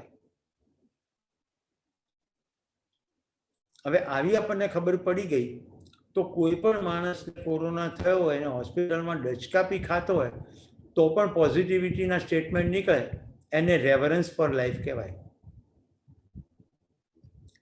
રાઈટ. અત્યારે પણ ડૉક્ટર, હું ટ્રાવેલ કરતો અને મને સફેદ ઢગલો પહેરે ડૉક્ટર દેખાય તો હું કાચ ઉતારીને સેલ્યુટ કરું. પોલીસ વાળો તો કરું જ છું, પહેલાંય કરતો હતો. પણ ડૉક્ટરો અને નર્સ પ્રત્યે કોરોનાને કારણે માસ સ્કેલ ઉપર ચેતના પ્રસરવાની જરૂર છે કે લેટ અસ રિસ્પેક્ટ ડૉક્ટર. આપણે એમને એટલી હદે ભગવત તત્વ એમાં અર્પણ કરી દઈએ કે એક પણ ડૉક્ટર બદમાશી કરે જ નહીં, કારણ કે આખો સમાજ એના પ્રત્યે દ્રષ્ટિએ. આ બધું શક્ય છે. હું કોઈ હવામાંથી વાત નથી કરતો. આપણી દુનિયામાં એવા દેશો છે, એવા સમૂહો છે, એવા ગામડાઓ છે જે રેવરન્સ ફોર લાઈફથી ઓપરેટ થાય. આપણા દેશમાં છે ઓરોવિલે. અનુકૂળ થાય તો ક્યારેક પોંડિચેરી ઓરોવિલે જવું. રાઈટ. કે દુનિયાભરના લોકો રેવરન્સ ફોર લાઈફથી કેવી રીતે જીવે છે. મહર્ષિ અરવિંદના કોઈ પણ કેન્દ્ર હોય ને, તમે ત્યાં જઈને કહો મારે અહીંયા વાંસળી વગાડવાનું કેન્દ્ર શરૂ કરવું છે, હું શીખવાડીશ વાંસળી, તો અરવિંદ કેન્દ્રના સંચાલક તમને હોંશે રૂમ આપશે, બધી અનુકૂળતા કરી દેશે. તમને એમ થાય કે ભાઈ આધ્યાત્મિક કેન્દ્રમાં વાંસળીને નૃત્ય પણ થાય ને અથાણાના વર્ગો પણ થાય. રેવરન્સ ફોર લાઈફ, લાઈફને બેટર બનાવવા માટે તમે કશું કરવા માંગો છો, આવો, વેલકમ. પછી નેચરલ સિન્સિયરિટી. ભાઈ સાંભળવાનું છે તો સહજ રીતે, સ્વાભાવિક રીતે, નૈસર્ગિક રીતે પણ ધ્યાન આપવું પડે કે નહીં. હવે તમે હોં કરતા છાપું વાંચતા ઘરમાં સાંભળો, પછી વખત જોમતું નથી તો ચોથી જોમ. જે લોકોના ઘરમાં જોમતું નથી એ બધાના જોમવામાં પ્રોબ્લેમ નેચર સિન્સિયરિટીનો અભાવ છે. જેન્ટલનેસ, રાઈટ, મૃદુતા, હળવાશ, અને છેલ્લું સપોર્ટિવનેસ. આ બધા લિસનિંગના ડાયમેન્શન. સહકારિતાપૂર્ણ સાંભળવું. હવે તમને એમ થાય આ બધા ડાયમેન્શન એક લીટીમાં કરવા હોય તો એક લીટીમાં કરી દઈએ, પણ એક લીટી મારી 3-4 લીટી થશે. જો આવું મેં શું કામ કીધું, તો તમારી અંદર ઇન્ટરેસ્ટ જનરેટ થાય કે એક લીટી 3-4 લીટીને થાય. સંભળાવી દેવા માટે સાંભળો છો, યાદ રાખવા માટે સાંભળો છો, સમજવા માટે સાંભળો છો કે સામેવાળી વ્યક્તિએ જે કહ્યું એને અનુરૂપ જીવવા માટે સાંભળો છો? 4 ડાયમેન્શન મેં કીધા એક લીટીમાં. લોકો કઈ રીતે સાંભળતા હોય? જલ્દી જલ્દી મારો વારો ક્યારે આવે એટલે હું એને સંભળાવી દઉં. એને કેવું સંભળાવી દેવા માટે સાંભળવું. બીજું, તું શું કહે છે ને હું સાંભળું જેથી યાદ રાખવું અને રાઈટ ટાઈમે ફટકો મારું. તે તો આવું કીધું તું. યાદ રાખવા માટે સાંભળવું. ત્રીજું, સમજવા માટે કે ભાઈ તમારું દ્રષ્ટિબિંદુ શું છે. હું સહમત હોઉં કે અસહમત પણ હોઉં, હું તમારું દ્રષ્ટિબિંદુ સમજ્યું એ સમજવા માટે. અને જ્યારે રેવરન્સ ઓફ લાઈફ હોય કે કદાચ તમે જે કહો છો એ બહુ જીવનમાં ઉપયોગી થશે. What is in it for me? મિત્રો, આ વેબિનારમાં મૃગેશ, સંજયભાઈ જેવા કેટલાય મિત્રોએ મને આ WIIFMમાંથી સાંભળ્યું છે, કારણ કે મારા વેબિનાર રેગ્યુલરલી એટેન્ડ કરે છે. તો what is in it for me, મારા માટે આમાં શું ઉપયોગી છે?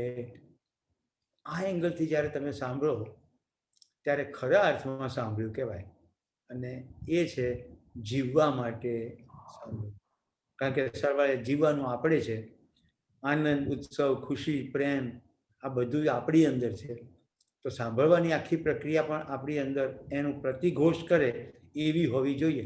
તો સામેવાળો કે ગધેડો, તો હું આને આ એંગલથી જો સાંભળું કે એને મને ગધેડો કીધો, હું ગધેડો તો છું નહીં, છતાં હું એને ગધેડો લાગુ છું. મતલબ કે અત્યારે આવેશમાં છે, તાણમાં છે, ગુસ્સામાં છે, એટલે એને આવું કીધું. એને બદલે આપણે કે તું મને ગધેડો કે તો હું તને વાંદરો કહીશ, તો શું ફેર પડશે? સંબંધ તૂટી જશે. તો દોસ્તો, આ સાથે COOL કુલ કમ્યુનિકેશનનો કુલ પતી ગયો. મેં તમને 3 પ્રોમિસ આપ્યા હતા. પહેલું પ્રોમિસ હતું how to alter result. Result બદલવું હોય તો આવી રીતે તમારે પોતાની જાતને બદલવી પડશે. જીકમ જીક નહીં હાલે. મેં તો કીધું તું, હું તો કહેતી હતી, આ બધું નહીં ચાલે. બીજું, હેન્ડલિંગ કન્ફ્લિક્ટ. કેમ કન્ફ્લિક્ટ થાય છે ખબર પડી કે આટલા ડિફરન્સીસ છે એટલે કન્ફ્લિક્ટ થાય છે. જેટલું એરેના બતાવ્યો આ બધા મારી અંદર છે તો સામે પણ હોય ને. અને ત્રીજું, ફૂલફિલમેન્ટ. છેલ્લું, લિસનિંગમાં જ્યારે એવું થાય છે કે મારા જીવનમાં કંઈક પોઝિટિવ ફરક પડે તો આપણને કમ્યુનિકેશનના અંતે ફૂલફિલમેન્ટ થાય છે. મિત્રો, અહીંયા મારે જે ઇનપુટ આપવા તે પૂરા થઈ ગયા, પણ અત્યારે મને 3 લો મહત્વના યાદ આવે છે, સ્ટીવ ઝેફરોને કરેલા. તો મને કહેવાનું મન થાય છે એટલે કહી દઉં. આ પરફોર્મન્સના લો છે, પણ કમ્યુનિકેશન પર બહુ જ કમ્યુનિકેશન એનાથી કરવાથી બહુ ફરક પડે. તો પહેલો લો છે, how people perform correlates to how situation occur to them. લોકોને સિચ્યુએશન કેવી રીતે લાગે છે ને એ રીતે લોકો પરફોર્મ કરે છે. આખલો દોડતો હોય ને સામેથી આવતો હોય ને તો હું ખસી જાઉં, પણ હું સ્પેનમાં હોઉં ને તો ભલે આખલો સામેથી હું લાલ કપડું ફરકાવું અને સાઈડમાં એવી રીતે હું શિફ્ટ થાઉં કે આખલો જતો રહે. તમને ખબર છે ને આ બુલ ફાઇટની રમત ચાલે, તો હું ઓપોર્ચ્યુનિટી તરીકે લઉં છું કે ચેલેન્જ તરીકે લઉં છું કે થ્રેટ તરીકે લઉં છું કે પોસિબિલિટી તરીકે લઉં છું. તો people correlates how situation occur to them. Second, situation occurs કઈ રીતે? How it arises in a language. કેવી સિચ્યુએશન છે? બધું ભાષામાં એરાઇઝ થાય છે. ઓરિજિનલ શબ્દો એટલા માટે વાપરું છું, પછી તમારે પુસ્તક વાંચવું હોય તો તમે એ જ શબ્દો પકડો.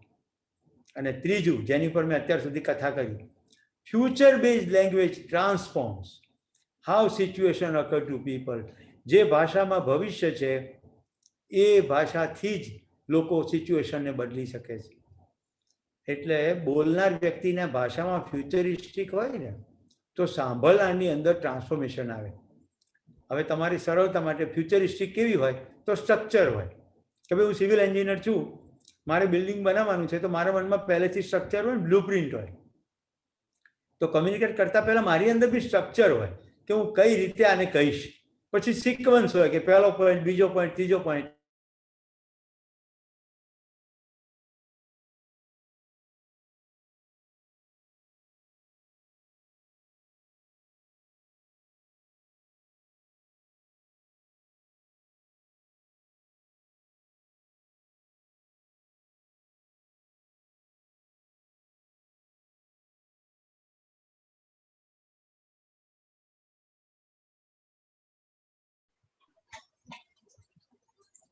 આઈ થિંક સુરેશભાઈ નું ઇન્ટરનેટ જતું રહ્યું છે, 2-5 મિનિટ વેઇટ કરો, આવી જશે. યોગેશભાઈ એકવાર કોલ કરીને વાત કરજો ને. હા યસ કરી દઉં છું.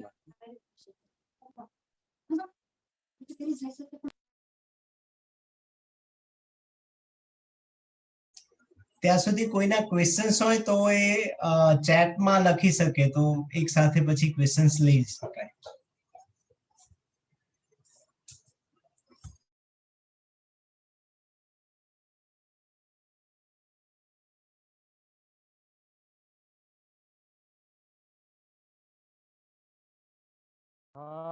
જોઈન થાય છે એમણે ક્વેશ્ચન રેડી રાખજો એવું કીધું છે.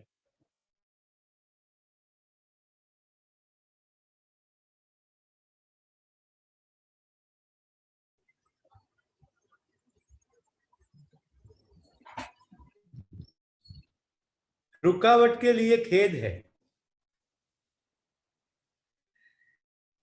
तो હું જે છેલ્લે વાત કરતો હતો કે લેંગ્વેજ આપણે સ્ટીવ જફરાના લો જોતા હતા, રાઈટ? એમાં ત્રીજા લોમાં ફ્યુચરની વાત હતી ને ફ્યુચરમાં મેં તમને કેટલાક પોઈન્ટ કહ્યા, જેમ કે સ્ટ્રક્ચર, લોજિકલ, સિક્વેન્શિયલ, કન્ટેક્સ્ચ્યુઅલ. પછી હું એ કહેતો હતો કે રિસ્પોન્સિબિલિટી. હું જે કમ્યુનિકેશન કરું છું એમાં એક કમ્પોનન્ટની જવાબદારી મારી છે. તો હું તમને એમ કહું કે કાલે આપણે આવું કરીશું તો આપણે હું આવી ગયો, પણ હું જ્યારે તમને એમ કહું કે કાલે તમે આમ કરજો તો એની પાછળ મને કયો હોદ્દો કે સત્તા છે કે હું તમને કરવાનું કહી રહ્યો છું? તો ક્યાંક મારી જવાબદારી ફિક્સ થાય છે અને એ કમ્યુનિકેશનમાં આવવી જોઈએ. એમાં કોઈક એક્શન હોવા જોઈએ. અને છેલ્લે એમાં રિઝલ્ટ તો કમ્યુનિકેટ કરવું જ જોઈએ. કાલે સવારે મળીએ છે એમાં કશું રિઝલ્ટ દેખાતું નથી. કાલે સવારે 7:15 મળીએ છીએ અને બંને સાથે ન્યૂઝપેપર ઉપર મળીશું. તમે દિવ્ય ભાસ્કર લેતા આવજો, હું સંદેશ લાવીશ. અને આપણે કાલે કોરોનામાં સરકારના અભિપ્રાયો બે છાપા અલગ અલગ કઈ રીતે વ્યક્ત કરે છે એની પર વાત કરશું. તો હું છાપું લાવીશ, એક્શન આવી ગયું, રિસ્પોન્સિબિલિટી આવી ગઈ, ટાઈમની બાબતમાં પ્રિસિઝન થયું, રેશનલ શું કામ મળવાનું છે એની પણ વાત થઈ ગઈ, રાઈટ? સિક્વન્સ સમજાવાઈ ગઈ. તો આટલા ડાયમેન્શનો એક સામટા લેવામાં આવે તો ફ્યુચરિસ્ટિક લેંગ્વેજ થાય. તો દોસ્તો તમે મને સરસ રીતે ધ્યાનથી સાંભળ્યો એ બદલ તમારો સૌનો ખૂબ ખૂબ આભાર. ઘડિયાળ 9:52 બતાવી રહી છે. આપણો સ્કેડ્યુલ 10 સુધીનો છે, પણ હું ઉપલબ્ધ છું એટલે આપણે પ્રશ્નોત્તરીનું સેશન 10થી પણ વધારે લંબાવવું હશે તો લંબાવી શકાશે. અહીંયા મારું બોલવાનું પૂરું થયું. તમારું સ્વાગત છે. ભાઈ એડમિનને વિનંતી, ચેટબોક્સની અંદર પહેલાં મેં 5 વાંચ્યા હતા પણ ડિસ્કનેક્ટ થયા પછી હવે ચેટમાં કંઈ દેખાતું નથી, તો મને તમે કહી શકો તો કહો. હું પ્રશ્ન પૂછું? સંજયભાઈ, યસ સુરેશભાઈ, હું પ્રશ્ન પૂછું છું કે તમે જે કીધું કમ્યુનિકેશનનું જે મોડેલ છે, આમ જોવા જઈએ તો બહુ ડિટેલ ને બહુ આમ શું કહેવાય સ્પેસિફિક હતું, પણ આટલું બધું ધ્યાન રાખવા જઈએ ને તો ક્યારે બોલીએ ને ક્યારે વિચારીએ. તો સરળ આને બનાવવું હોય તો હું શું ધ્યાનમાં રાખું, સેન્ટરમાં રાખું તો આ કમ્યુનિકેશન સરળ થઈ જાય મારા માટે? અધર પર્સન, બીજી વ્યક્તિને કેવું આ સમજાશે એ એક જ બિંદુ ધ્યાનમાં રાખીને કમ્યુનિકેશન કરો તો બીજી વ્યક્તિ વિશે તમે જેટલું જાણતા હશો એને અનુરૂપ કમ્યુનિકેશન કરી શકશો. પછી રિપીટેટિવ કમ્યુનિકેશન થતાં તમે વધુ ને વધુ એમાં એક્સપર્ટીઝ આવતી જશે અને પછી એટલું સહજ થઈ જશે કે તમારી અંદરથી એનું પ્રતિબિંબ પડવા માંડશે કે આમ કહીશ તો જ થાય, રાઈટ? પણ મીનવાઇલ છતાંય સંજયભાઈ તો સરળ કીધું એટલે મેં કહ્યું કમ્યુનિકેશન એ ચોઇસ છે અને સારું ને ઇફેક્ટિવ કમ્યુનિકેશન કરવા માટે તાલીમ છે. કારણ કે માતા પિતા જન્મ આપી દે છે અને પછી એ જે બોલે છે ને એ આપણે ટેવવશ આપણે સાંભળીને બોલવાનું શરૂ કરીએ. પછી શિક્ષકો બોલે છે, સાંભળીએ છીએ ને બોલીએ છીએ. આપણે આપણી જાતને બિઝનેસને એન્વાયરમેન્ટને અનુરૂપ કેળવતા નથી અને જિંદગીની ચેલેન્જને અનુરૂપ પણ કેળવતા નથી. યસ, હવે ફ્રોમ ઋતુલ પટેલ જતું રહ્યું.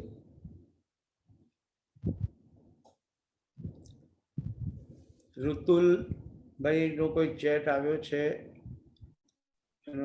I experience can change results. Good. How to make communication effective, focusing result with changing priority. One example for it. Okay. Example તો ભાઈ તમારે જ આપવો પડે, એ હું ના આપી શકું, કારણ કે જે પ્રાયોરિટી બદલાય એની સાથે બહુ બધા ડાયમેન્શનો બદલાય છે. Priority personal area, professional area, social area, spiritual એરિયામાં હોય. વ્યક્તિના સંદર્ભમાં પણ પ્રાયોરિટી બદલાય. તમારે રિઝલ્ટ જ બદલવું હોય તો પ્રાયોરિટીના કન્ટેન્ટ અમને જોઈએ. Person centric priority, situation centric priority કે વેલ્યુ સેન્ટ્રિક પ્રાયોરિટી? તમારી પ્રાયોરિટીમાં વ્યક્તિ છે, સ્થિતિ છે કે મૂલ્યો છે?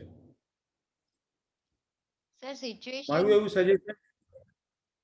હેલો હેલો બેન, હજી એક જવાબ પૂરો થાય પછી તમે બીજો જવાબ પ્રશ્ન પૂછો તો સારું ને. ઓકે. તમે ઋતુલ છો? હા. કારણ કે ઋતુલ છે મારા જમાઈનું પણ નામ છે ને એ પુરુષ છે, એટલે મને એમ થયું કે આ ભાઈ બોલે છે, એટલે મેં તમને ટોક્યા. જો જો મજાનું થઈ ગયું. મેં શું ધારી લીધું કે ઋતુલ પુરુષનું નામ હશે, કારણ કે મારી જિંદગીમાં પહેલી વાર ઋતુલ કોઈ સ્ત્રીનું નામ આવ્યું.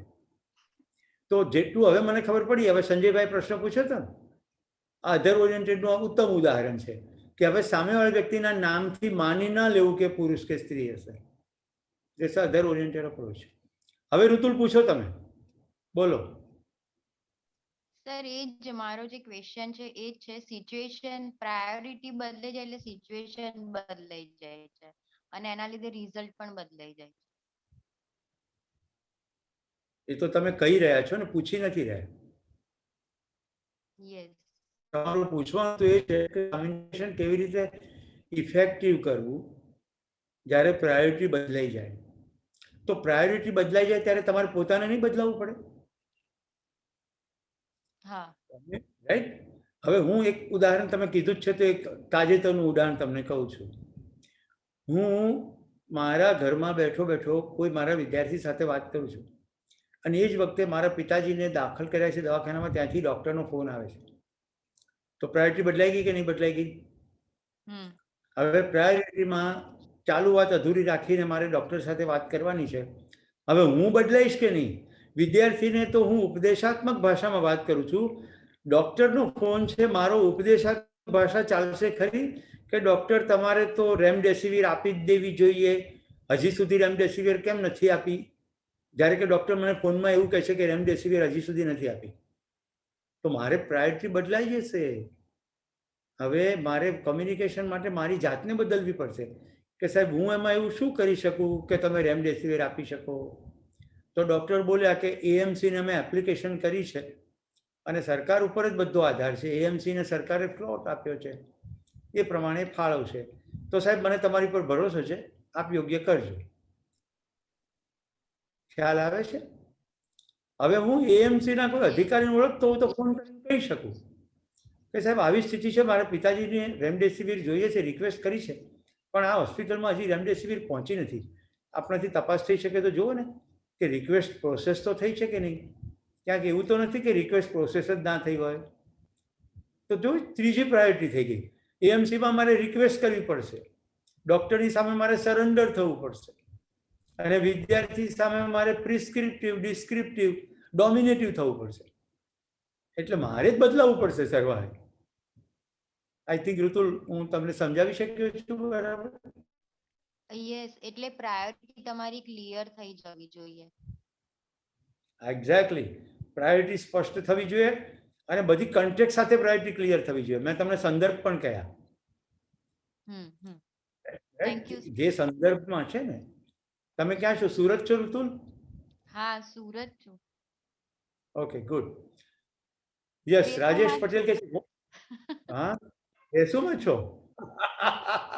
Good good, very good. હું સંજયભાઈને ત્યાં વેસુમાં આવતો હોઉં છું, એટલે સંજયભાઈના હૃદયમાં રામ વસશે તો આપણે બે એમની ચા પીશું સંજયભાઈ ઘરે બેસી. ચોક્કસ. આને કહેવાય ગિફ્ટ કન્વર્ઝેશન. અને સંજયભાઈને માટે કહેવાય ત્રાસ કમ્યુનિકેશન. એક તો કે સુરેશભાઈને વેઠવાના, ઉપરથી ઋતુલને પણ બોલાવે છે અને બારોબાર મને તો પૂછ્યું બી નથી. આને પણ ગિફ્ટ કોમ્યુનિકેશન જ કહેવાય. હળવાશ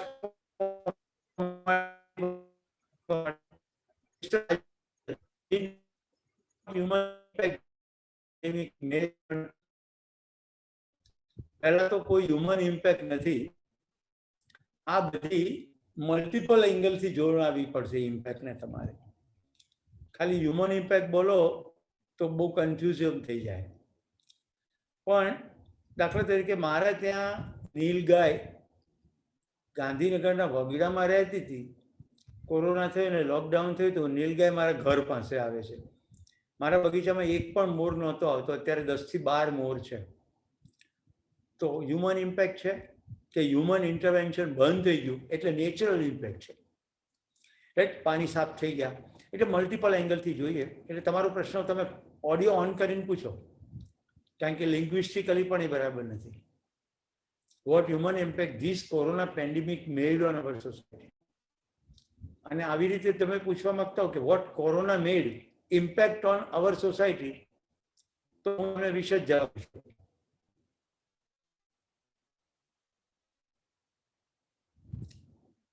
ચાલો માની ચાલીએ કે આવો સવાલ છે, કોરોનાએ માનવ સભ્યતા ઉપર શું અસર પાડી? આવો જો સવાલ હોય તો જે માણસ જેટલું ધ્યાન દીધું ને એટલી એને ખબર પડી. જેને એવું ધ્યાન દીધું કે આપણે તો ફાંકા મારતા હતા કે આપણી ઇમ્યુનિટી તો જોરદાર છે, આપણને બી કોરોના થયો એટલે ઇમ્યુનિટી બાબતે ચેતવાની જરૂર છે. ઇન્ડસ્ટ્રીયાલિસ્ટ ફાંકા મારતા હતા કે કોઈ બી સ્થિતિ હોય ને તો પહોંચી વળીએ, એને બદલે સિવિલ હોસ્પિટલની બહાર દમ તોડી દીધો કારણ કે ઓક્સિજનનો સપ્લાય ના મળ્યો. એમ મલ્ટિપલ એંગલથી સોસાયટી ઉપર ઇમ્પેક્ટ છે. એટલે પર્યાવરણની રીતે જુદી ઇમ્પેક્ટ છે. આખી મેડિકલ ફ્રેટર્નિટી, આખી ઇન્ડસ્ટ્રીમાં ફરક પડી જશે. વિચાર કરો, ઓક્સિજનના પ્લાન્ટો બની જશે, લોકો હવે ઇન્વેસ્ટમેન્ટમાં ઘરમાં ઓક્સિજન કોન્સન્ટ્રેટર વસાવશે. રાઈટ, ફ્રીજ 1.5 લાખનું લેતા હતા તો ભેગા ભેગ 80,000નું કોન્સન્ટ્રેટર લેશે. એટલે સો મેની થિંગ. આ તો આનો તો આખો ડિટેલમાં એક એપિસોડ કરવો પડે. માણસના સ્વભાવ પર કેવો ફેર પડ્યો, પરિવારમાં કેવો ફેર પડ્યો, રાઈટ, પત્ની સંબંધો, માતા પિતા સંબંધોમાં કેટલો ફેર પડ્યો. કેટલા દિવસો સુધી તમે આવી રીતે કદી પોતાના પરિવારના જનોને વેઠ્યા હતા, સહ્યા હતા, માણ્યા હતા? બધા પોઝિટિવ નેગેટિવ ડાયમેન્શન લઈ લો, વેઠ્યા અને માણ્યા. અચ્છા, જે લોકો સાથે તમે આટલા વર્ષોથી રહેતા હતા એવા આવા હશે એવી તમને કલ્પના હતી? કારણ કે એટલા બધા બિહેવિયરલ ચેન્જીસ આવ્યા છે લોકોમાં. ભાઈ છગનલાલ પટેલ કહે છે સંવાદિતા વધારવા શું ખ્યાલ રાખવો જરૂરી છે? સંવાદિતા વધારવા સંવાદ કરવો જરૂરી છે. અને સંવાદ એટલે શું સાચું અને શું ખોટું, નહીં કે કોણ સાચું અને કોણ ખોટું. આપણી વચ્ચે સંવાદ એટલે થતો નથી કે આપણે કોણ સાચું અને કોણ ખોટું, હું સાચો તું ખોટો, એટલે સંવાદ નથી થતો. એને બદલે એ જોવું છે કે શું સાચું અને શું ખોટું, તો સંવાદ થાય. ફ્રોમ સંજય પટેલ ક્વેશ્ચન છે, બોલો. નહીં, ચિરાગભાઈએ હેન્ડ રેઝ કરેલો છે એવું. ચિરાગ જીવાણી. પણ અહીંયા તો ચિરાગ છે નહીં. બોલો ભાઈ. ચિરાગભાઈ પહેલા તો મુસ્કુરાવો, આટલો ટેન્શન નહીં લે. સુરેશભાઈ, મારે ક્વેશ્ચન છે કે આપણે તમે જે 3-4 આપણે જે કોલ જે તમે કોમ્યુનિકેશન વાળું જે કીધું બરોબર, એમાં આપણું બોડી લેંગ્વેજ કેટલું મહત્વનું છે? બોડી લેંગ્વેજ બી અત્યંત મહત્વનું છે કોમ્યુનિકેશનમાં. ખાલી ભાષા થોડી છે. મેં અહીંયા 2-3 જણાના શરીરની ભાષા બતાવી કે એટેન્ટિવ છે, હડપટ. આપણે કોલ કોમ્યુનિકેશન છે એમાંથી આપણે કયામાં આપણે પેલું કરી શકીએ કે આપણે બોડી લેંગ્વેજ આપણે વધારે પાવરફુલ કરીએ તો વધુ સારું પડે સંવાદમાં સામેવાળી વ્યક્તિ? ફૂલ કોમ્યુનિકેશન તો સબ્જેક્ટનું ટાઇટલ છે ભાઈ. પણ હું તમને એમ જ કહું છું, કોમ્યુનિકેશન તો ખાલી ટાઇટલ છે. આપણે તમે જે 4 પિલર કીધા, કોલ આપણે બે બોલી કોલ કોમ્યુનિકેશન માટે તમે જે 4 પિલર કીધા એમાંથી આપણે કયો વધારે આપણે ઇમ્પ્રુવમેન્ટ કરી આપણે બોડી લેંગ્વેજમાં તો વધારે સારું પડે સંવાદ માટે આપણા બિઝનેસમાં ને બધે? મેં 4 પિલર નથી કીધા કોઈ પણ. મેં તો COOL 4 લેટર સાથે કોમ્યુનિકેશનના આખા વિજ્ઞાનના બધા તત્વો જોડી દીધા, કશું પણ છોડ્યું નથી.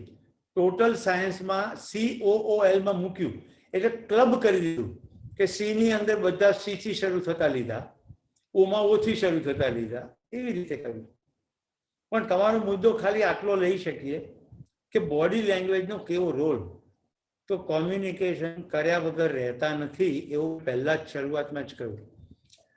તો આખું શરીર બોલે જ છે, આંખો બોલે છે, ચહેરો બોલે છે, હાથ પગ બોલે છે. હવે જ્યારે તમે આમ કહો છો ત્યારે બોલતા નથી ફિઝિકલી, પણ બોલી તો રહ્યા જ છો.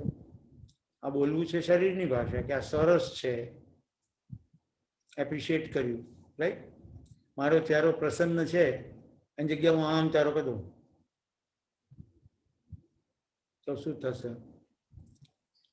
એટલે બોડી લેંગ્વેજ એટલું જ ઇમ્પોર્ટન્ટ છે. પણ તમારે એ ધ્યાન રાખવાનું છે કે તમે રૂબરૂ હોય ત્યારે જ બોડી લેંગ્વેજનો પ્રયોગ થાય, રૂબરૂ ના હોય તો બોડી લેંગ્વેજ ના હોય, એટલે તમે કોમ્યુનિકેશન પરફેક્ટ ના કરી શકો.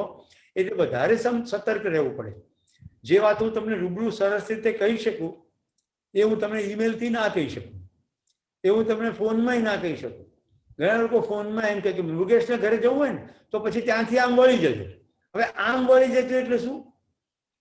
અત્યારે તો તમે મને વિડીયોમાં જોઈ રહ્યા છો એટલે મારો ઈશારો દેખાય છે, પણ ટેલિફોનમાં આમ વળી જજો એટલે મારે ગાંધીનગરમાં કોઈકના ઘરે જવાનું હોય ને તો એને પૂછું, એટલે મોટા ભાગના ગાંધીનગરમાં રહેવા વાળા મને શું કે પછી ત્યાંથી સીધા આવજો. પણ સીધા એટલે શું? મારી જિંદગીમાં પહેલી વાર રાજકોટ જવાનું થયું.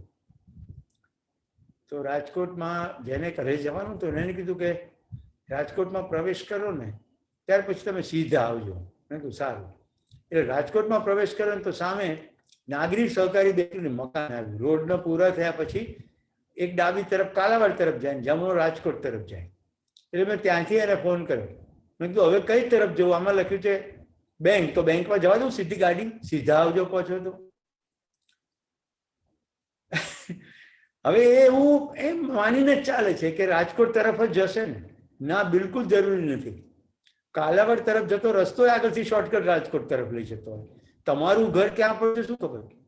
મારા ઘરે ગાંધીનગર આવતા હું બધાને કહું છું કે મહેરબાની કરીને મારા ઘરે આવવા માટે ગાંધીનગરમાં પ્રવેશ કરશો નહીં. કેવું વિચિત્ર લાગે?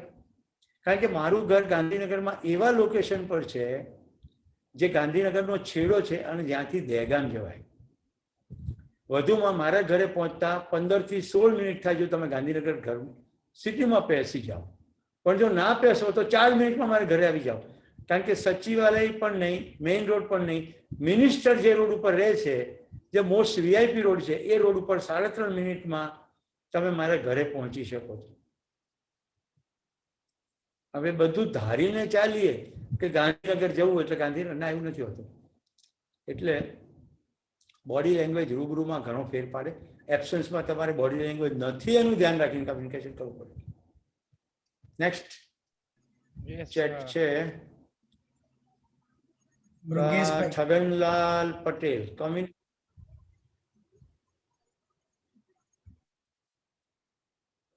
છગનલાલ પટેલ લખે છે કોમ્યુનિકેશન સાયન્સ પર ખૂબ રસપ્રદ માહિતી મળી, આભાર સહ અભિવાદન. ઓકે, મૃગેશભાઈ નો આભાર માનજો, એને આપણને બેને ભેગા કરી દીધા. અને હવે મૃગેશભાઈ નો હાથ ઉપર કર્યો છે. બોલો. હવે આમાં કેવું છે બોલો. કે જ્યારે એક્સ્ટ્રોવર્ટ પર્સનાલિટી કોઈ હોય ને તો ઈઝીલી કમ્યુનિકેશન આપણે કરી શકીએ છીએ. એને મૃગેશભાઈ બહુ ધીરે અવાજ આવે. હેલો, હવે આવે છે? યસ. હા, જ્યારે આપણે બિઝનેસની વાત કરીએ ને તો આપણો કસ્ટમર જ્યારે એક્સ્ટ્રોવર્ટ હોય ને નેચરનો, તો આપણે ઇઝીલી એની સાથે કમ્યુનિકેટ કરી શકીએ છીએ અને આપણે જાણી પણ શકીએ છીએ કે એને શું રિક્વાયરમેન્ટ છે અને આપણે એ બધા ક્રાઇટેરિયામાં આપણે ખરા ઉતરીએ છીએ. પણ જ્યારે ઇન્ટ્રોવર્ટ માણસ હોય છે ને તો એ બહુ ડિફિકલ્ટ પડે છે કે એને જોઈએ છે શું, એના મગજમાં શું ચાલી રહેલું છે. તો એવા કેસની અંદર આપણે કઈ ટેકનિક વાપરી શકીએ કમ્યુનિકેશનમાં? એવા બે વસ્તુ કરવાની. એક તો ઇન્ફોર્મલ કમ્યુનિકેશન શરૂ કરવાનું, that is a non business communication, right? Informal, શું ચાલે છે, ક્યાંથી આવ્યા, ક્યાં રહો છો, આ છે ને બધા પ્રોવોક કરવાના કમ્યુનિકેશન છે, જેમાં તમે એને ટ્રિગર કરો છો કે તમે ફ્રેન્ડલી છો, તમારી સાથે શેર કરવામાં વાંધો નથી. તો ક્લાયન્ટ સામેથી ઓછું બોલવાનો હશે એ પણ થોડુંક તો બોલશે. ઓછા બોલવા વાળાનું શું છે, ઓછા બોલવા પાછળ જો ટ્રેડ છે રિસ્પોન્સિબલ, એ એવો ટ્રેડ છે કે વધુ બોલવાનો કઈ અર્થ નથી. અત્યંત ઓછું બોલવા વાળા અમુક વાતાવરણમાં બહુ બોલતા હોય છે, રાઈટ? મારા દીકરાએ મને કહ્યું કે હું જ્યારે જર્મની ગયો ને પહેલી વાર આટલા બધા વિદેશીઓ વચ્ચે ગયો ત્યારે મને ખબર પડી કે હું કેવો છું. હું તો બહુ મારી જાતને અંતર્મુખી, બહુ ઓછું બોલવાનું માનતો હતો, પણ એ વાતાવરણ, એને છે ને એક એવોર્ડ મળ્યો હતો ઇન્ટરનેશનલ અન્ડરસ્ટેન્ડિંગનો, એમાં એ ગયો હતો. હું એ વાતાવરણની અંદર મારી જાતને જોઈ શક્યું કે હું બિલકુલ જુદી રીતે વર્તી શકું. બોલો, હવે એક ટીનેજર છોકરાનું કન્ફેશન છે આ. તો માણસ જુદું વાતાવરણ થાય તો જુદી રીતે વર્તી શકે. એટલે કોઈ ઇન્ટ્રાવર્ટ કે એક્સ્ટ્રાવર્ટ 100% નથી હોતા, એ મોટે ભાગે હોય છે. મોટે ભાગેનો મતલબ બાય એન્ડ લાર્જ ઇન્ટ્રાવર્ટ હોય અને બાય એન્ડ લાર્જ એક્સ્ટ્રાવર્ટ હોય, પણ અમુક સિચ્યુએશનમાં એ બદલાઈ જાય. એક રસ્તો છે open ended question, close ended question, right? ખાશો કે નહીં, હા કે ના, ક્લોઝ એન્ડ છે. શું ખાશો? ઓપન એન્ડેડ છે. હવે તમારે ત્યાં કોઈ પણ ક્લાયન્ટ આવે, તમે પહેલેથી જ યોગેશ એવું કહો, ચા લેશો કે કોફી?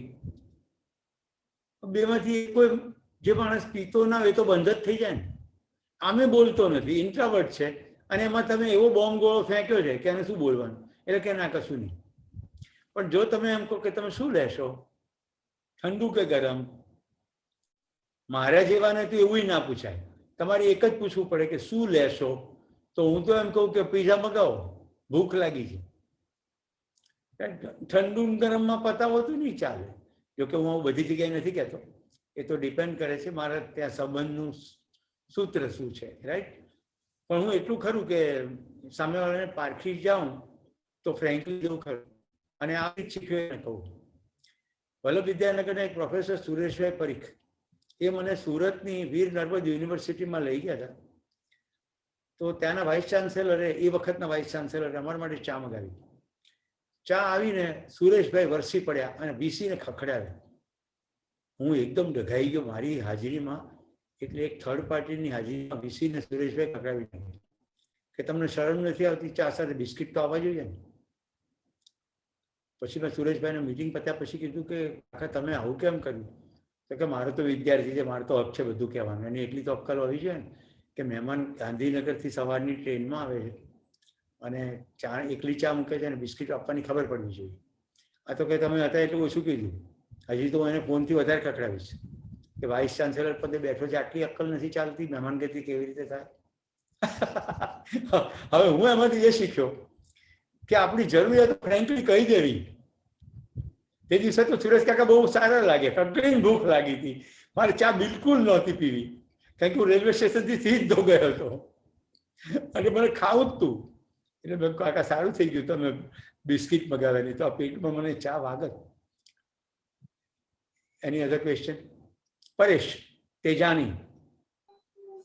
હા સુરેશભાઈ, ઘણી વખત કેવું કમ્યુનિકેશન થતું હોય કે કઈ કસ્ટમર આવતા હોય, ઓડિબલ? હેલો, આઈ એમ ઓડિબલ? ઓડિબલ. હા, ઘણી વખત કેવું કે કસ્ટમર આવતા હોય અને પછી કહેતા હોય કે ભાઈ તમારી રીતે જે જોઈએ મને આપી દે, તમને જે ફાવે. તો આપણે એ વખતે આમને કઈ રીતે કમ્યુનિકેશન કરી અને જે જોઈએ આપણે આપી શકીએ? ઘણી વખત એવું બી થતું હોય આપણે કેટલાક,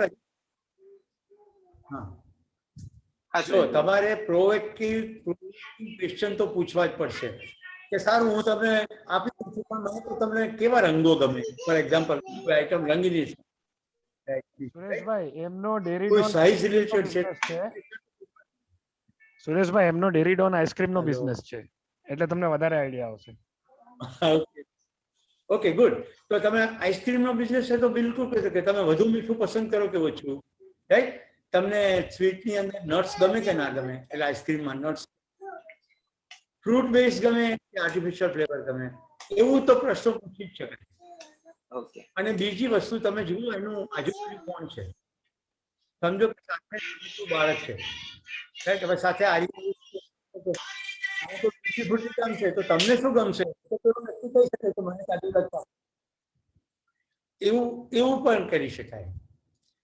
અને આવા સવાલના જવાબ માટે છે ને, હું સુરત આવું ત્યારે તમારે મને, હું જેટલા દિવસ રોકાઉં એટલા બધા દિવસ તમારે મને બધી આઈસ્ક્રીમ ખવડાવવી પડે. આટલું સસ્તામાં PBN ના પ્લેટફોર્મ પરથી આવા ગંભીર સવાલોના જવાબો ના મેળવો. પાકો સુરેશભાઈ. Most welcome. હું જોકે બોલું છું મજાકમાં, પણ મારો તો વ્યવસાય બોલવાનો છે.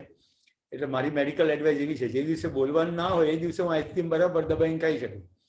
બાકી અધરવાઇઝ ટ્રેનિંગ પ્રોગ્રામના દિવસે તો હું ખાઈ જ ના શકું. એટલે તમારે મને આઈસ્ક્રીમ ખવડાવવો છે ને, તો મને એક દિવસ સુરત વહેલો બોલાવવો પડશે, જો હું ટ્રેનિંગ માટે આવતો હોય. Most welcome. વેઇટ કરીશ સુરેશભાઈ. ગુડ. નેક્સ્ટ. હા પ્રેક્ષા, ત્યાં જવું હોય ને ત્યારે હું મારી ગાડી લઈને આવીશ.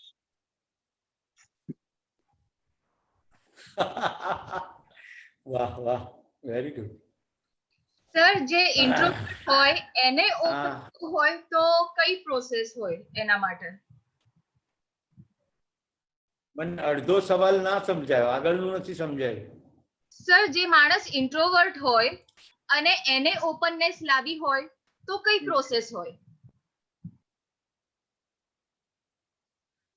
એ તો મેં કહ્યું, જે ઇન્ટ્રાવર્ટ છે એને તમારે પ્રોવોકિંગ ક્વેશ્ચન પૂછવાના છે. આપણે શું માનીએ છીએ કે એ તો સામેથી તો બોલશે જ ને, એટલે જ એને આપણે ઇન્ટ્રાવર્ટ કહીએ છીએ. કશું બોલતા નથી, એ કશું. ઇફ આઈ એમ ઇન્ટ્રોવર્ટ, મારે ઓપનનેસ લાવી છે. અગર હું ઇન્ટ્રોવર્ટ છું અને મારે ઓપનનેસ લાવી છે, ઇન્ટ્રાવર્ટ થવાના કારણમાં જોતા રહો.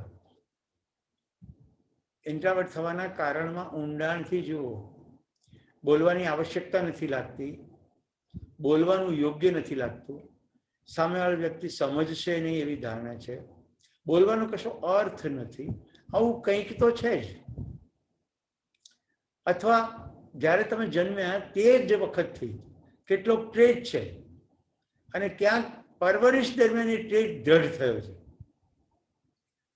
બોલવાની આવશ્યકતા નહોતી એવા વાતાવરણો હોય છે, બહુ બોલવાનું જ ના હોય, રાઈટ? બધું ઉપલબ્ધ હોય, બધી સગવડો હોય, બધું અનુકૂળ હોય, તો બહુ જાજુ બોલવાનું જ ના હોય. પછી એ ધીમે ધીમે ટ્રેટ ડેવલપ થતો જાય. હું આવું પ્રેક્ષાબેન એ અર્થથી કહી રહ્યો છું, માણસ એટલી હદે બદલાઈ શકે છે, એટલી હદે બદલાઈ શકે છે કે એને કોઈ પણ ટાઈપમાં મૂકવો ને એ માનવીય ડિગ્નિટીનું અપમાન છે.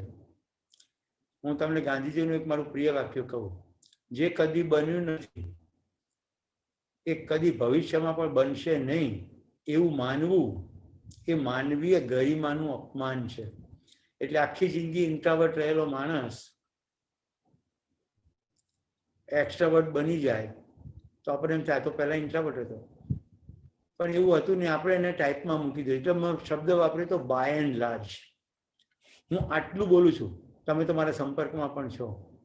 તમે કલ્પના કરો, હું મોટે ભાગે મૌનમાં હોઉં છું. You can chat with my wife, right? હું બહુ મોટા ભાગનો સમય હું મૌનમાં હોઉં છું. પણ હું એમ જોઈ શકું છું કે હું ઇન્ટ્રાવર્ટ નથી ને એક્સ્ટ્રાવર્ટ નથી. આઈ ઓપરેટ ફ્રોમ ધ ચોઇસ. બોલવાની ત્યાં આવશ્યકતા જ નથી ત્યાં નહીં બોલવાનું, જ્યાં બોલવાની આવશ્યકતા છે ત્યાં બોલવાનું. અચ્છા, લિસનર જે છે સામે, એને કેટલી આવશ્યકતા છે? હવે તમે બધા જિજ્ઞાસુઓ મારી સામે બેઠા છો, તમારે બધું વિજ્ઞાન સમજવું છે. મેં આજે પાણીનો ઘૂંટ પીધા વગર નોનસ્ટોપ બોલ્યો, રાઈટ? તો મને લાગે કે આવશ્યકતા છે તો એને અનુરૂપ હું ચોઈસમાં જાઉં.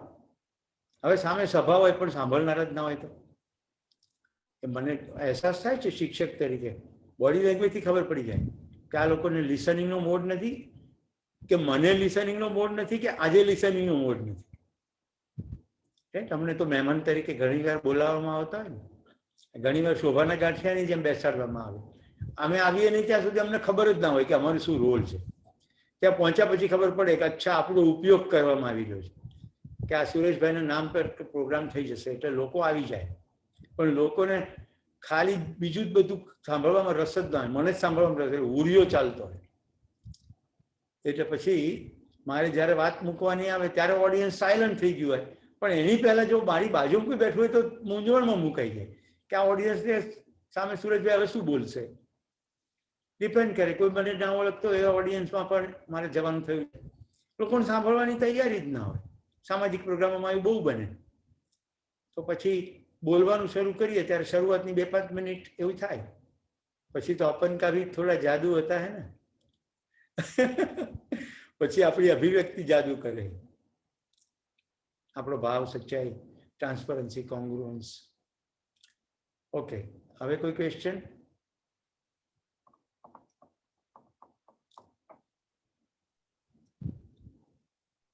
હજી પણ 50 લોકો છે.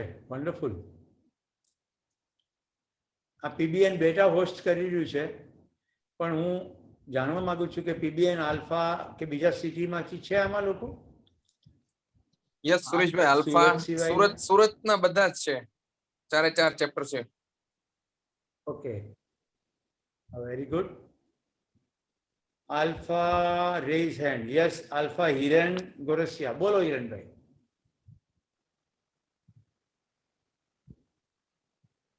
ગોરસિયા બોલો.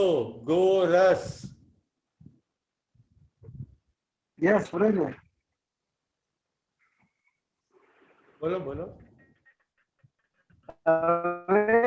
બોલો, તમે બોલો તો સારું.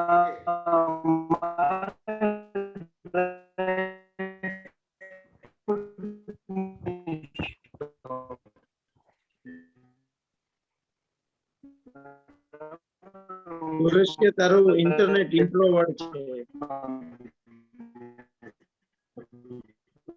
આનંદદાયી કોમ્યુનિકેશન. ચેટ બોક્સમાં કમ્યુનિકેશન નાખો.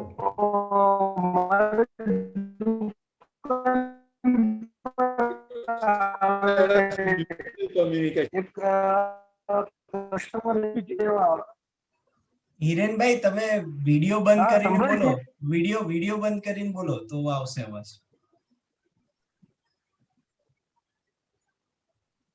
Very good. We have other participants from other cities. Very good, Arshil. Thank you. હું અમદાવાદથી માર્સ યુનિટ.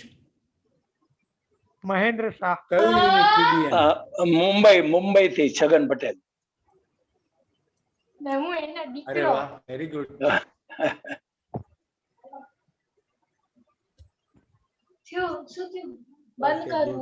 હવે કરી રાખી લીવ. હું અમદાવાદથી છું. મહેન્દ્ર શાહ. સુરેશભાઈ. કે મહેન્દ્રભાઈ, બહુ સરસ. Good good. મારો તો આશય ખાલી એ જાણવાનો જ હતો કે યોગેશભાઈ ને બેટા યુનિટે મહેનત કરી છે તો બીજા સિટીમાંથી લોકો જોડાય કે નહીં. આપણો આખો સમય આખો હીરા કોમ્યુનિકેશનનો ચાલી રહ્યો છે, પણ છતાંય કમ્યુનિકેશન શીખવા પ્રત્યે એટલી બધી ઉત્સુકતા જોવા નથી મળતી. એટલે તમારા જેવા 79 મિત્રો આજે જોડાયા અને હજી 46 તો છો, એ બતાવે છે કે તમને તો કમસે કમ શીખવાની બહુ જ ઉત્સુકતા છે. તો સૌને અભિનંદન. હવે કોઈ પ્રશ્ન ના હોય તો આજનો કાર્યક્રમ પૂરો કરીએ. ઓવર ટુ પીબીએન બેટા. યસ મિલનભાઈ, તમે કન્ક્લુડ કરી શકો છો. સુરેશભાઈ, આટલું મસ્ત કોમ્યુનિકેશન ઉપર સેમિનાર લીધો, વેબિનાર, એટલા માટે હું મિલન ધામેલિયા પીબીએન બીટા વતી તમારો આભાર વ્યક્ત કરું છું. Thank you very much. તમે આ રીતનું સેશન લીધો અમારી બધા માટે અને તમારો આટલો કિંમતી સમય અમારા માટે ફાળવ્યો તે બદલ ખૂબ ખૂબ આભાર સુરેશભાઈ. અને જિગ્નેશભાઈ લખાણી, પ્લીઝ તમે કન્ક્લુડ કરી શકો છો. મારી અપેક્ષા એવી છે કે બધા લોકો ફીડબેક આપો.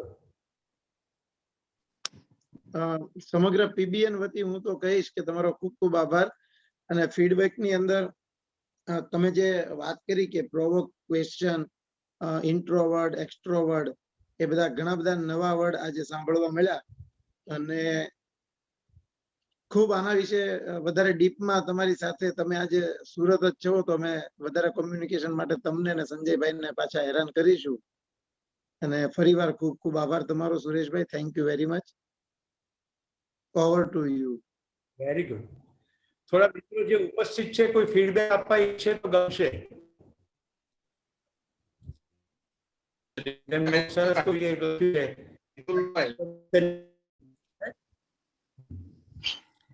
સુરેશભાઈ, પહેલા તો થેન્ક યુ સો મચ. મેં તમને લગભગ આ ત્રીજી વખત સાંભળ્યા છે, 2 વખત રૂબરૂ ને અત્યારે ડિજિટલ.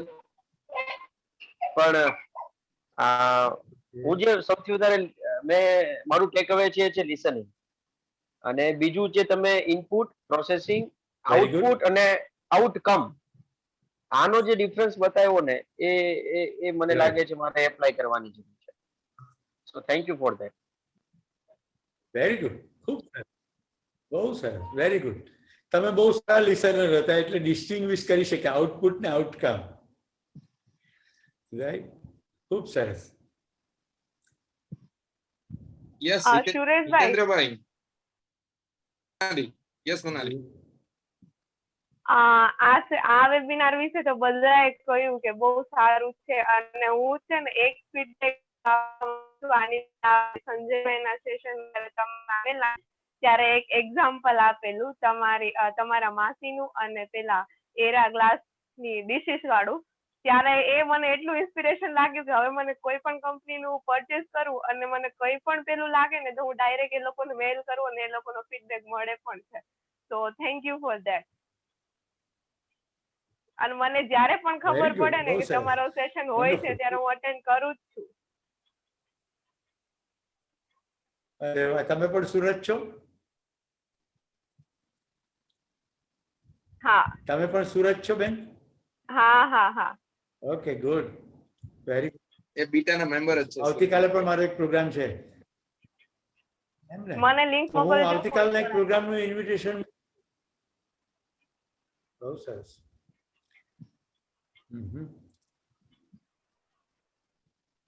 યસ, જીતેન્દ્રભાઈ તલાવિયા. સર, મારું નામ જીતેન્દ્ર. અમે પીબીએન આલ્ફાના મેમ્બર છીએ. તો સાહેબ, તમારો આ લાસ્ટ ટાઈમ એક એઝ અ ગેસ્ટ સ્પીકર આવેલા ત્યારે બી અમને ખૂબ સરસ ઇનપુટ મળેલું. તમે જે આજે કોમ્યુનિકેશનની વાત કરી એમાં અમને સારું એવું જાણવા મળ્યું કે અમે જે અમારી કંપનીમાં ને જે કોમ્યુનિકેશન થતું હોય છે એમાં કેટલા બધા ફેક્ટર અને કેટલા બધા એવા પોઈન્ટ્સ હોય છે જે ખૂબ જ ધ્યાનમાં રાખવા જેવા હોય છે. તો એ અમે ચોક્કસથી ઇમ્પ્લિમેન્ટ કરીને અમારું ઇમ્પ્રુવ કરીશું. અને આજના આ ખૂબ સરસ પ્રોગ્રામ અરેન્જ કરવા નિમિત્તે સાહેબ, તમને એવું છે ને, અમારી એક કંપની તરફથી તમને મસ્ત મજાની ટી શર્ટ ગિફ્ટ કરવા માંગુ છું. તેમાં તમે જે કસ્ટમાઇઝ તમે કહેતા હોય કે ભાઈ અમને અમારી કંપનીનું તમે લખી આપો, યા તો પછી સુરેશ પટેલ લખી આપો, તો તમને કસ્ટમાઇઝ ગિફ્ટ કરવા માંગુ છું. તો તમે તમારું એડ્રેસ અને સાઇઝ મને મોકલી શકો છો. Thank you. Very good, thank you ભાઈ. શું નામ તમારું? જીતેન્દ્ર. ઓકે, હું ભૃગેશને કહું કે કરી દે. Okay. Yes, Jaybhai. Thank you, thank you. Jaybhai Hirpara. Hello, I'm audible? Yes, perfect. Suresh sir, thank you very much for this wonderful session. ફીડબેકમાં ખાલી એક જ વસ્તુ કહીશ કે રોજબરોજની અમારી લાઈફમાં ઘણા બધા અવાજ આવતા હોય છે, નાના મોટા, પછી પક્ષીનો હોય, પ્રાણીનો હોય કે માણસનો હોય. મગજમાં 95% આપણે એવું લેતા નથી કે શું કામ આવ્યું, માટે એવું નથી આવ્યું. પણ આ સેશન તો ખબર પડે એમાંથી પોઝિટિવનેસ છે કે નેગેટિવનેસ છે કે આપણા છે કે નથી કામનું, એકવાર આપણે વિચાર થઈ જતો એમાંથી ઘણા બધા ફાયદા અને ગેરફાયદા થતા અટકી જશે. So thank you very much for that. Okay, very good, very good, very good. ખૂબ સરસ.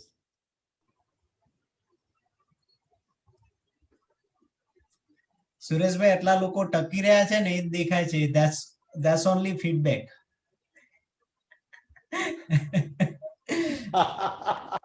હજુ તમને રૂબરૂ મળ્યા નથી આ લોકો. 42 people. જ્યારે Yes. રૂબરૂ મળશો ને ત્યારે તમારો જે રંગ છે ને એ હા. આ ઉપર ચડશે બધા ઉપર હા. અને લાભ પણ મળશે એનો. અને સુરેશભાઈ એ પણ કહું ખાલી અહીંયાથી Very good, નહીં, પણ લોકો હૈદરાબાદ થી અને શું કહેવાય નાગપુર થી પછી અહીંયાથી ઘણા બધા ઇન્ડસ્ટ્રીયાલિસ્ટ મારા રિક્વેસ્ટ થી આવ્યા છે જોઈન, ઘણા બધાએ કર્યું. There are people who has joined. હા હા બહુ સરસ, બહુ સરસ, વન્ડરફુલ. અને આ આખો પ્રોગ્રામ રેકોર્ડ થયો છે ને? હા મેં કરેલો છે. I'll send you. બહુ સરસ. રેકોર્ડેડ સેશન આપજો પાછું એકવાર. Sure, sure. ઓકે તો અને મિત્રોને પણ મને જણાવતા આનંદ થાય છે. આપણે આ બધું જે પણ એક્સપ્રેશન છે ને, આ બધાની તૈયારી નથી હોતું. આ બધું એસેન્સ એક હૃદયના ઉત્સાહથી આવતું હોય છે. એટલે એ પણ રિપીટ નથી થતું, એ પણ કહું. એટલે હું રેકોર્ડિંગ માંગતો હોઉં. જે સુરેશભાઈ એક સહજ ઇનપુટ રીતે કેવું, સહજતાથી અભિવ્યક્ત થયું. બોલો બોલો. તમે જે હમણાં કન્ટેન્ટ બધો કરો છો ને તમારા યુટ્યુબ ચેનલ પર છે, એ બી થોડું લોકોને જાણ કરી દેજો કે જેને જોવું હોય તો ત્યાંથી તમારો કન્ટેન્ટ જોઈ શકે. એટલે શું કરવું કહો એના માટે? તમે એના માટે લોકોને તમે તમારી એના કન્ટેન્ટની expert લિંક છે માણસ. બધાને શેર કહેજો કે અમારી આ લિંક છે ચેટમાં આપી દો. ઓકે, એટલે ચેટમાં આપી દઉં. હા એટલે બધા લોકો ત્યાં કન્ટેન્ટમાં જઈને Chat માં તમને તો- સબસ્ક્રાઇબ કરીને તમને ફોલો કરી શકે. તમે જેમ જેમ નવા કન્ટેન્ટ મૂકશો તેમ તેમ લોકોને ખબર ઓટોમેટિક ખબર પડશે. Okay okay okay okay okay, Yes, સરસ. વિપુલભાઈ. આમ તો મેં મારી ઈમેલ એડ્રેસ વિપુલભાઈ Hello. resend કરેલો છે. અ, Yes, audible. મારે છે ને બીટા ટીમને એક થેન્ક યુ કેવું છે. શા માટે? કે મેં પહેલી વખત એવું જોયું છે કે આપણા પીબીએન ના એક ગેસ્ટ સ્પીકર બીજા ગેસ્ટ સ્પીકરને સાંભળવા માટે હાજર હતા, અરુણભાઈ પટેલ શાર્પેક્સ માંથી, રાઈટ? સો એ પણ આપણા ગેસ્ટ સ્પીકર હતા અને સાહેબ પણ આપણા ગેસ્ટ સ્પીકર હતા. એક ગેસ્ટ સ્પીકર બીજા ગેસ્ટ સ્પીકરને સાંભળવા પણ આવે, આ તમે ક્રિએટ કર્યું છે આજે. So thank you. રીતુલભાઈ આવડું આ બીજી વાર બન્યું છે. કદાચ હું પહેલી વાર આ જોઈ રહ્યો. Yes yes yes yes yes. એકવાર ફિઝિકલમાં પણ બનેલું છે આવું. ફિઝિકલ મીટિંગમાં પણ બનેલું. રિતુલભાઈ એવા જેમાં અહીંયા બીજા સુરેશભાઈ જ હાજર હતા. બીજા એક ઇન્ડસ્ટ્રીયલિસ્ટ અવેલેબલ છે, એ નેક્સ્ટ એવું હશે તો ગેસ્ટ સ્પીકર તરીકે હું બોલાવીશ. અહીંયા અવેલેબલ છે, મેં ઇન્વાઇટ કરેલા છે એમને, એ સાંભળી પણ રહ્યા છે, હું એમને ઇન્વાઇટ પણ કરીશ થોડાક ટાઈમ. ગ્રેટ ગ્રેટ ટીમ, બહુ બહુ સરસ.